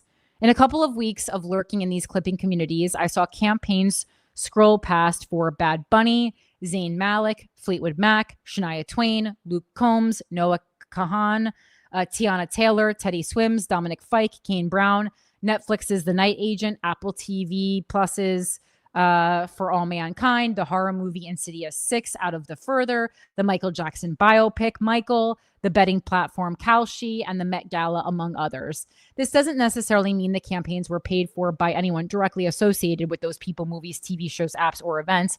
In some cases, the clipping agencies might have launched them on their own to lure prospective clients or AstroTurf themselves. But it's hard to know for sure since none of the representatives for the people or things listed above responded to my calls or emails for clarification. And then there was Justin Bieber. In April, Bieber, who is among the most streamed artists in pop history and has 287 million Instagram followers, headlined 2 consecutive weekends at Coachella, playing before massive festival crowds and millions more watching on YouTube. Coachella is the biggest stage in pop music, save only for the Super Bowl, the kind of event that in theory generates its own attention. And yet, on both weekends, a Discord server I'd been monitoring hosted paid campaigns for Bieber's Coachella performances, offering clippers as much as $1 per 1,000 views. The announcement for one campaign read in all caps, "This is so viral, go, go, go, go." Bieber was also listed as a client on Chaotic Goods Project's website before his name, along with the rest of the company's roster, was deleted. Why would someone as famous as Justin Bieber need clipping? The people I asked seemed touched by my naivete. Anyone who wants to go mega viral now, they need to pour fuel on the fire, says Lim, who admits he has no specific knowledge of the campaign, but knows there is so much spam and pretend hype on the internet that nothing cuts through without artificial help anymore, not even huge artists with real audiences. Keith Presley, the co-founder of Goodia, a behavioral intelligence firm that uses AI to track the sources of viral phenomena, put it more broadly. Quote, "I don't know if we've found a true viral trend in a while. All of them are going to have some sort of inauthentic behavior behind them." Whoever paid for the Bieber clipping campaigns, his reps did not respond to multiple calls and emails, seems to have gotten their money's worth. In the days after the first Coachella set, a video of Bieber performing Daisies became the most watched clip from this year's festival on Coachella's official YouTube channel, racking up more than 21 million views, twice as many as any other 2026 video. And I mean, I would also argue that like Bieber had been like just not around for a while. So like think of how big Bieber was in Bieber's prime. And then those people grow up, and one of them is me now. And then we haven't heard from him in a while, and we were just chomping at the bit. Bieber's catalog drew 664 million streams globally, and the week ending April 16th, a 171% increase over the previous week. Beauty and a Beat, his 2012 collaboration with Nicki Minaj, debuted on the Billboard Global 200 at number 4 and ascended to number 1 2 weeks later. Only the second non-holiday song to top the chart more than a decade after its release. How much of that lift came from the Coachella sets themselves and how much came from the thousands of paid clips amplifying those sets is hard to say. But the blurriness is the whole point. The artist gets a bump. The bump can't be definitively attributed to the campaign that paid for it. And anyone can, and nobody can say for sure what's organic and what isn't. Until recently, an artist looking to juice his streaming numbers might have paid third-party services to send bots to Spotify. An executive at a Hollywood talent agency tells me that fake streams are a loss leader for the music industry, a fixed cost that produces a fixed number of fake-looking plays, and that's never going to incite a wildfire moment. Clipping is different. It doesn't fake the stream itself. It fakes the appearance of excitement that causes real people to stream. You might incept an actual trend. You have a chance for a 100-time return on your ad spent, the executive says. That's not to say that clipping is a magic bullet or that any artist can become Bieber or Geese if they spend enough money. If real users don't watch or share the clips, a campaign fizzles. So in that sense, a lot of what clipping does is help good artists find the audience who would have liked them anyway by accelerating the early excitement just enough to push them past the algorithmic threshold that decides who gets discovered and who doesn't. But the problem is that everybody has figured this out now, so the threshold keeps moving. Dan Bromley, the CEO, and it also plays into, so now we're back again to whoever has more money controls the algorithm, right? Instead of us, the users, controlling it.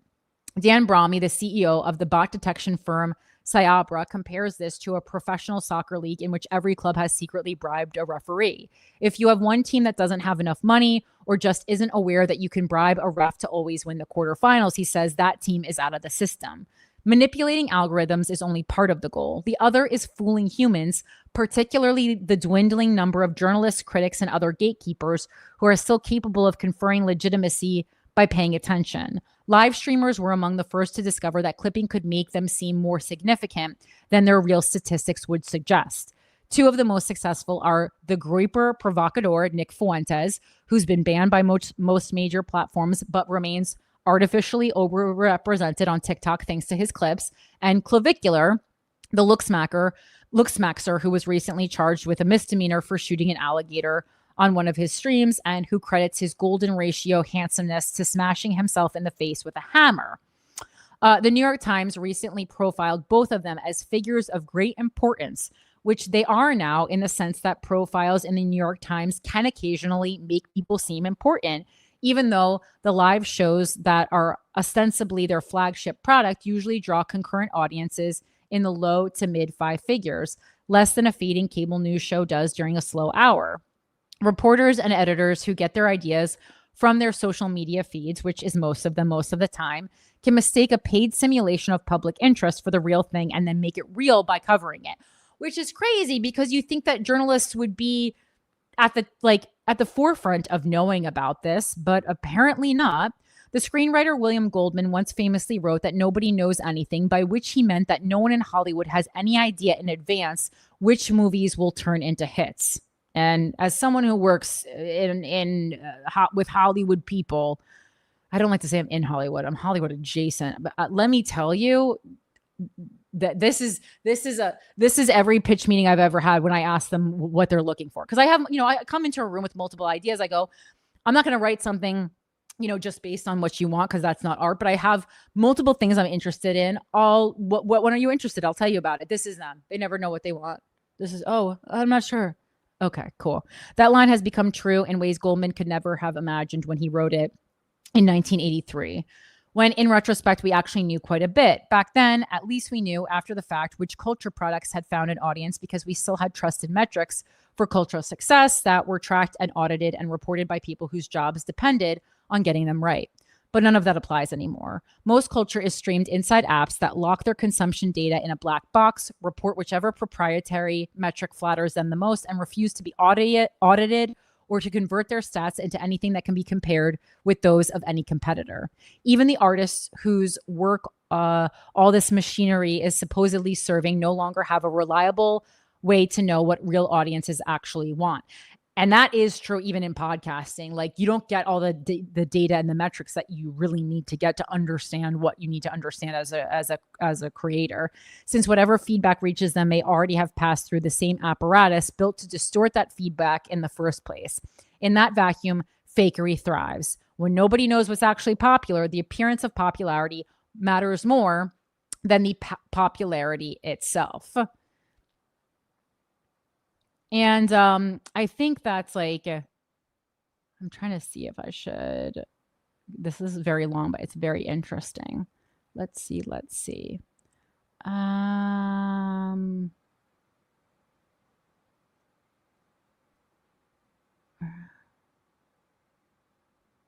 The reason all of this is happening, probably more than any other, is that clipping is cheap, and not just cheap, cheaper than almost any form of advertising that has ever existed.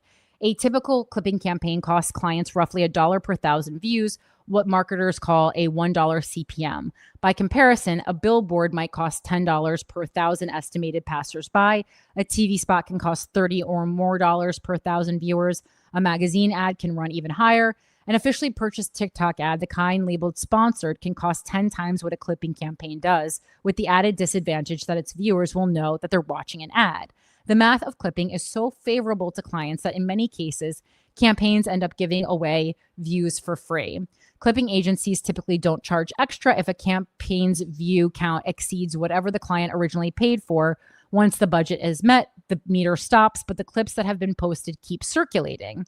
Krish Kelwarami, the co-founder of the clipping agency Spade Clipping, told me one of his recent campaigns cost the client less than $10,000 and resulted in nearly 100 million views. Why is anyone spending money on a billboard, he asks me, when I can get your brand in front of people for a fraction of the cost? To be fair, social media platforms brought this on themselves. The great pivot to video of the past decade was sold to the world as a simple accommodation to user behavior. People didn't want to read anymore. They wanted to watch. But that was only partially true. Platforms wanted video even more because they could charge more for video ads than they could for the banner ads that used to fund beautiful websites like the one that you're reading on right now. So those platforms repaved most of the internet into surfaces that could host video ads, then incentivize users and publishers to roll their cameras. The pivot worked. Meta's revenue has grown more than tenfold since the mid-2010s, and TikTok's global revenue is expected to top $30 billion this year. But the same shift that made these platforms rich also created a monster that they could not control. Our feeds now require an almost infinite supply of short-form video, and clipping helps provide it. But it presents a moderation problem with no good solution. Clipping is hard to trace, hard to tell apart from ordinary posting, and hard to eliminate without killing off much of the engagement that these platforms have come to depend on. I asked TikTok, Instagram, and YouTube whether they were aware of the scale of clipping activity on their platforms and what, if anything, they plan to do about it. A TikTok spokesperson told me, when we become aware of this type of violative content on TikTok, we take it down, and confirmed that the company had taken down a batch of clips I'd sent over as evidence of a clipping campaign involving the country singer Kane Brown. I'd long suspected he'd been cheating to outrank me in search results. Instagram didn't respond directly to me, but did recently announce what looked like an oblique answer. The company would expand an existing rule so that if you mostly share content from others that you didn't make or meaningfully edit, your account won't be recommended to people who don't follow you. In many clipping campaigns, videos are technically meaningfully edited, so whether this rule will catch any of them is unclear. A spokesperson for YouTube, meanwhile, replied to me with a statement, quote, YouTube has longstanding rules to protect the integrity of our platform, and we continuously evaluate our policies to ensure that they are in the right place. The next day, a new clipping campaign appeared on one of the Discord servers I've been watching for Google I/O, the annual developer conference run by YouTube's parent company. Much of this, by the way, at least theoretically, is illegal. In late 2024, the Federal Trade Commission adopted a rule that bans undisclosed endorsements, paid social media posts that mimic those of normal users, and the operation of networks of accounts to artificially inflate the popularity of a product or person. Penalties run more than $50,000 per violation, which, if applied to just the campaign I saw myself on Discord and WAP, would amount to enough money to buy all the social media platforms and ruin them all over again in a whole new way. None of the clipping agency operators I spoke to seemed concerned about this. None had ever heard of anyone in their industry being investigated by the FTC, much less fined. When I asked a spokesperson for the FTC whether the agency had any plans to take action against clippers, he replied, "Hi there, we're not going to comment, thanks." The thing that most bothered people about Chaotic Good projects wasn't clipping, but a related service the company calls narrative campaigns. Clipping just puts an artist in front of more eyeballs. Narrative campaigns tell those eyeballs what they're seeing. Chaotic Good co-founder Jesse Corinne explained the idea to Billboard at South by Southwest. A lot of what we do on the narrative side is controlling the discourse. And this is where it gets really interesting, right? They're literally controlling the conversations that we have, right, in pop culture. Most people see a video or see something about an album that came out, and it's like the first thing that they see or the first comment that they see is their opinion, even when they haven't heard the whole album. And I think we saw that with Taylor Swift with her last album, which is like why I'm like, I can't comment on shit until I finish it. Or I can only comment on the part that I've seen, because I see people doing that all the time. The amount of times that I see a comment on a video that I post where I can tell there's a tell in something that they ask or say that they haven't watched the whole video, even though it's always 3 minutes or less, is fucking staggering and embarrassing. In other words, in a world drowning in information, nobody has the time to form an opinion from scratch anymore. So they check captions, comments, and quote tweets to see what people who seem like them have to say. And that's the thing. I think this is the byproduct of cancel culture a little bit too, right? Part of us is so afraid to express our own opinion. Kind of like this, what I said, earlier in the show, where I was like, I didn't think Sinners was very good. Even I was influenced by that because everyone was saying it was great. And so I was like, I feel like it is going to, I feel like people are going to attack me, or I'm going to lose something in my career if I say Sinners is bad, which is so fucking crazy when you think about it. That if I genuinely think a movie isn't good, that I could be ostracized within my artistic community for saying that. That's crazy. And if everybody is outsourcing their first impressions to the crowd, why not just manufacture the crowd? Co-founder Andrew Spellman gave the example of a musical performance on Saturday Night Live. The second SNL drops at midnight, you should post 100 times saying that was the best performance of the year. Chaotic Good agreed to a phone interview with me and then canceled 5 minutes before our scheduled call. The company offered to take questions by email instead, and a week later sent back answers attributed to all 4 of the company's co-founders, many of which walked back things they'd already said. The SNL example had been just a hypothetical example of social media strategy around a key moment. Narrative campaigns, they now claimed, mostly consist of consulting on digital PR strategy. Asked why every artist's name had been removed from the company's website, the co-founders wrote that it was so our artist partners don't get wrapped up in false accusations or misconceptions about how their music was discovered. Yeah, that's for sure. Because everyone, when this conversation started being had, was like, get my fucking name off that website if you want me to give you thousands of dollars. Even some other clipping agencies find narrative campaigns distasteful.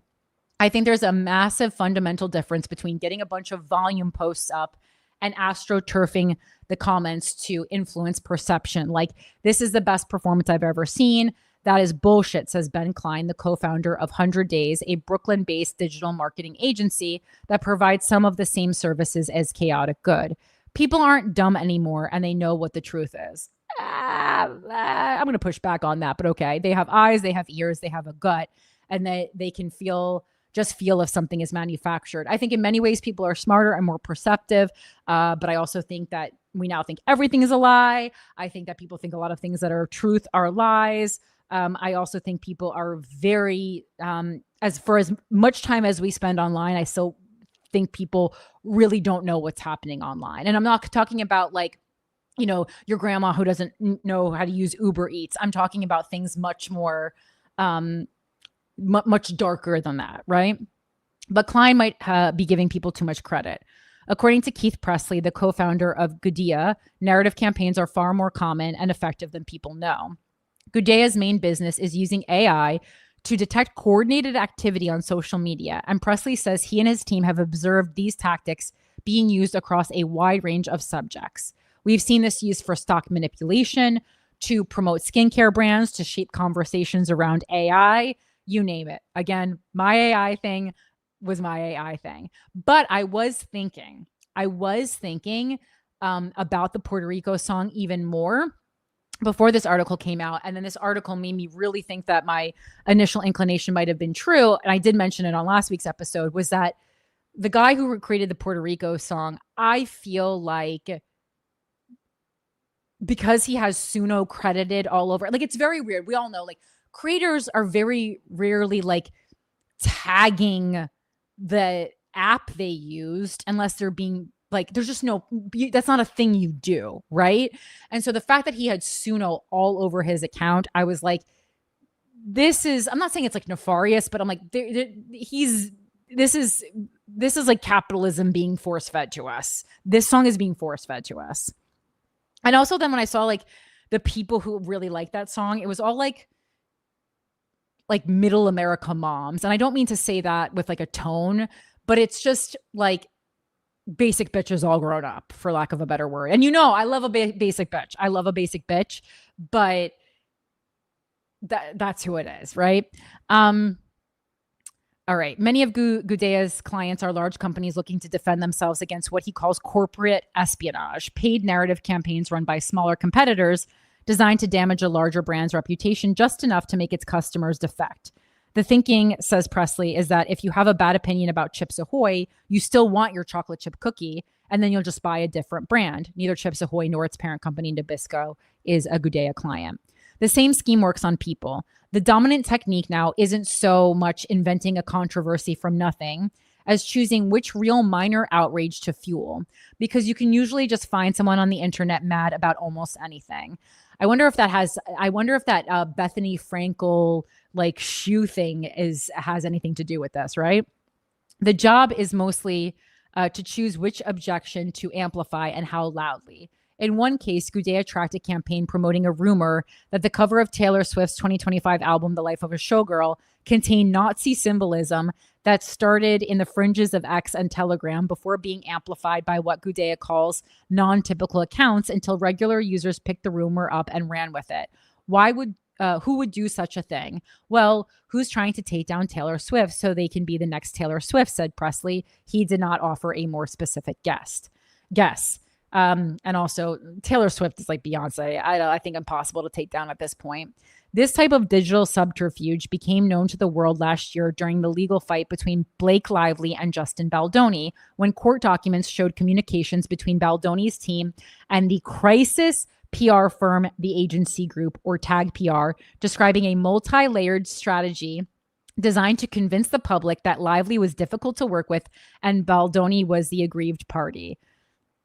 I mean, I'm just going to stop here and say, you must be tired of me being right all the time. Okay, back to the show. I'm tired of it. The proposal, according to those court documents, involved using subcontractors to manipulate SEO to change subject matter opinion on the first page of Google. It's from the fucking Johnny Depp playbook, which is why I was telling you guys. Why don't you believe me? There's a war on women. Clip it. Psycho feminist who ran for mayor. Okay.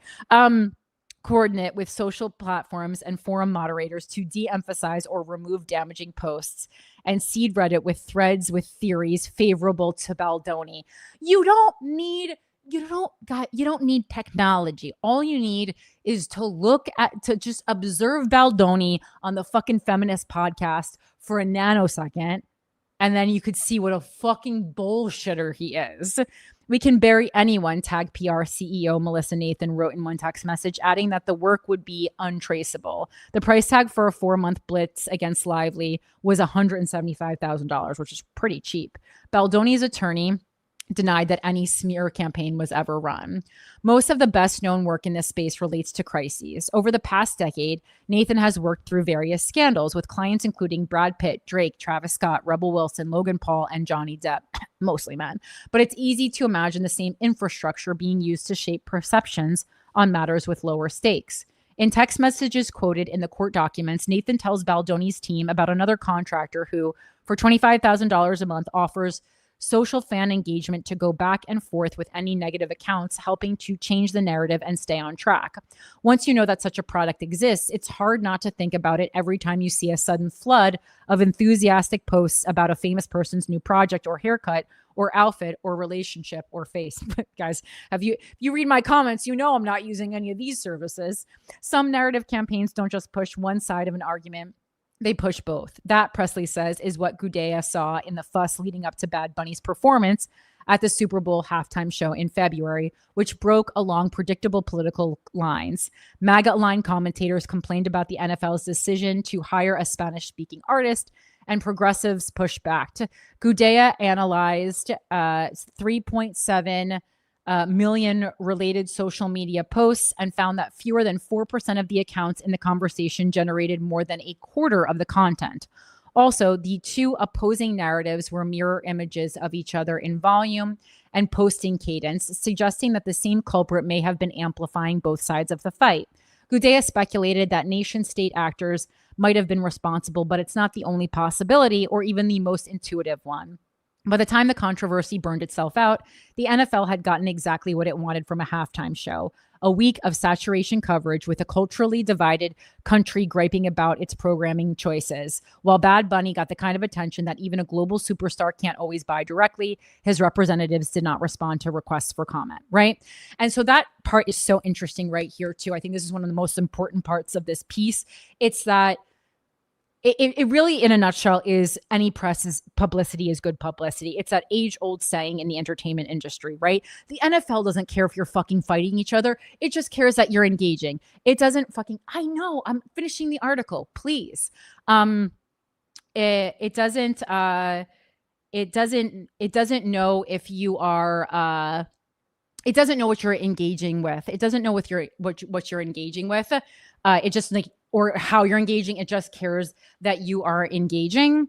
And Bad Bunny, like, you know, it's like we're all like standing up for Bad Bunny. Like, I don't think Bad Bunny ultimately like gives a fuck. I actually like really like Bad Bunny, but it's like he doesn't. He just wants to become more famous, right? A similar pattern showed up in the stink over Sydney Sweeney's American Eagle commercial last summer. So it's like we're spending all this time and energy fighting, and everyone's just counting their money at home, and we're stressing ourselves out. In which the slogan, Sydney Sweeney has great genes, provoked accusations that the ad was promoting racial superiority, prompting others to mock the backlash, with Donald Trump eventually swooping in to defend Sweeney on Truth Social. The bot detection firm Cyabra analyzed 7 days of activity around the ad and determined that 15% of the TikTok accounts commenting on it were fake, but had created a disproportionately large percentage of the uproar, which, you know, this part made me feel better because I was like, there are real fucking problems going on. There's a fucking genocide going on. There's a witch hunt going on. Like, there's real problems in the world, and we are spending far too much time talking about fucking Sydney Sweeney's genes. Who the fuck cares? The public reaction wasn't all fake.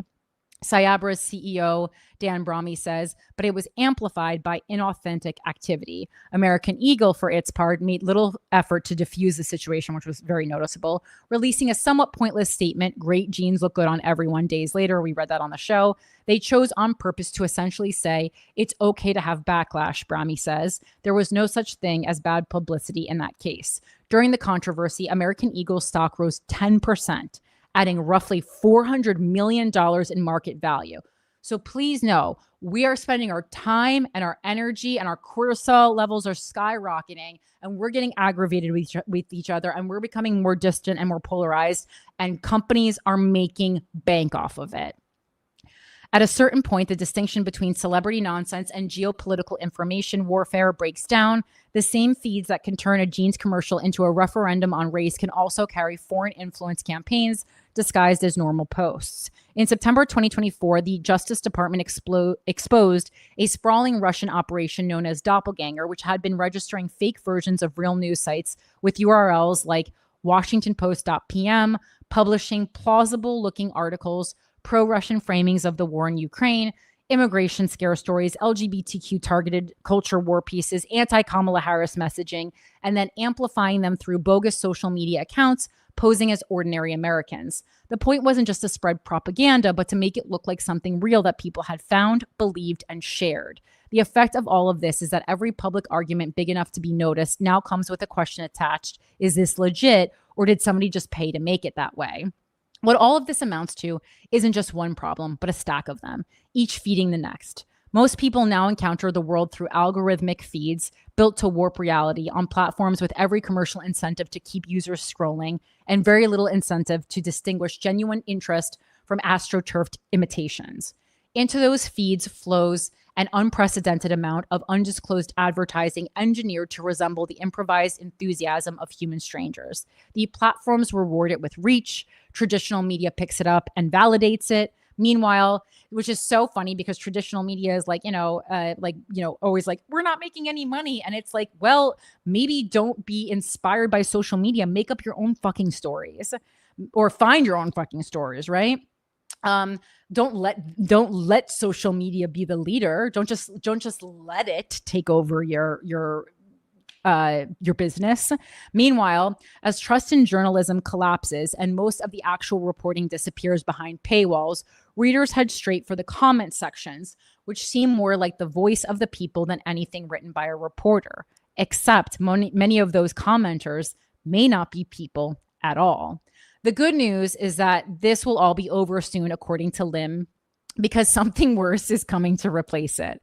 He recently shut down Floodify after trying to scale too fast and falling behind on deliverables. At one point, the company accidentally posted the same video to 7,000 accounts, which got them all banned. But he wasn't discouraged. When we last spoke, he was building a new company and thinking even further ahead. All of this nonsense is only going to last 3 to 5 more years because in the future, people will stop trusting what they see on social media. Thank God. Can't wait for the day. But then the job will have moved one layer up. You'll have to start distributing your content toward AI agents, and then they'll teach humans what they want. Dun, dun, dun, dun, dun, dun, dun, dun, dun, dun, dun. All right, guys, that's our show. I know that article was super long, but I just really felt that was like a very important Without a Country article. So I hope you enjoyed it. Thank you so much for being a part of this show. Exciting news if you're in Los Angeles. I already have the people at the Comedy Store. They just reached out to me already for Gash in October. And tickets are not available yet because I literally just locked this in. But I believe it is Sunday, October 24th. I have locked in. And it's in the belly room right now, but they really love that show. And we could possibly do it in the main room so maybe I could get some clippers to talk about Gash, but if we get enough tickets sold. So I'm going to kind of want to put that on sale soon. And I know it's crazy to like buy something in October, but as I say, like you always think something's going to come up and you're going to be on a romantic vacation with your lover in October. Like you're probably not. It's probably just like at the Sunday, before Halloween, and you're probably just going to be getting ready for bed. So why not come to a show at 7 p.m. and enjoy yourself? Anyway, put that in your calendars and I'll put the ticket link up as soon as possible. And please purchase the ticket as soon as possible because it makes the show have the possibility of being in the main room, which I think would be like so fun for Gash. And we can get really famous people if we go in the main room. Like some of the huge people won't perform in the belly room. Which I think, Bill Burr's performed in the belly room on one of my shows, but if we can go real fucking Hollywood if you want to go Hollywood in the main room, which is exciting because can you imagine like a huge star on Gash? Exciting. Anyway, so do that. Make sure you're following me on social media. If I'm ever paid to say something to you specifically, I'll just fucking tell you. I'll just be like, listen, I need to get back. So this is the message we're talking about today. But that's not really my brand. Obviously, it would have to be something I believed in. And follow me on social media, Philanthropy Gal. Make sure you're subscribed to Without a Country on YouTube, Without a Country podcast on Instagram, and what else? Oh, if you want to join the Patreon, it's patreon.com/withoutacountry, and of course withoutacountrypodcast@gmail.com if you want to send me anything. Thank you so much for being here. Thank you for taking time out of your week to spend time with me and learn and grow and use your brains. I really appreciate it. Have a wonderful rest of your week. I love you so much. Bye.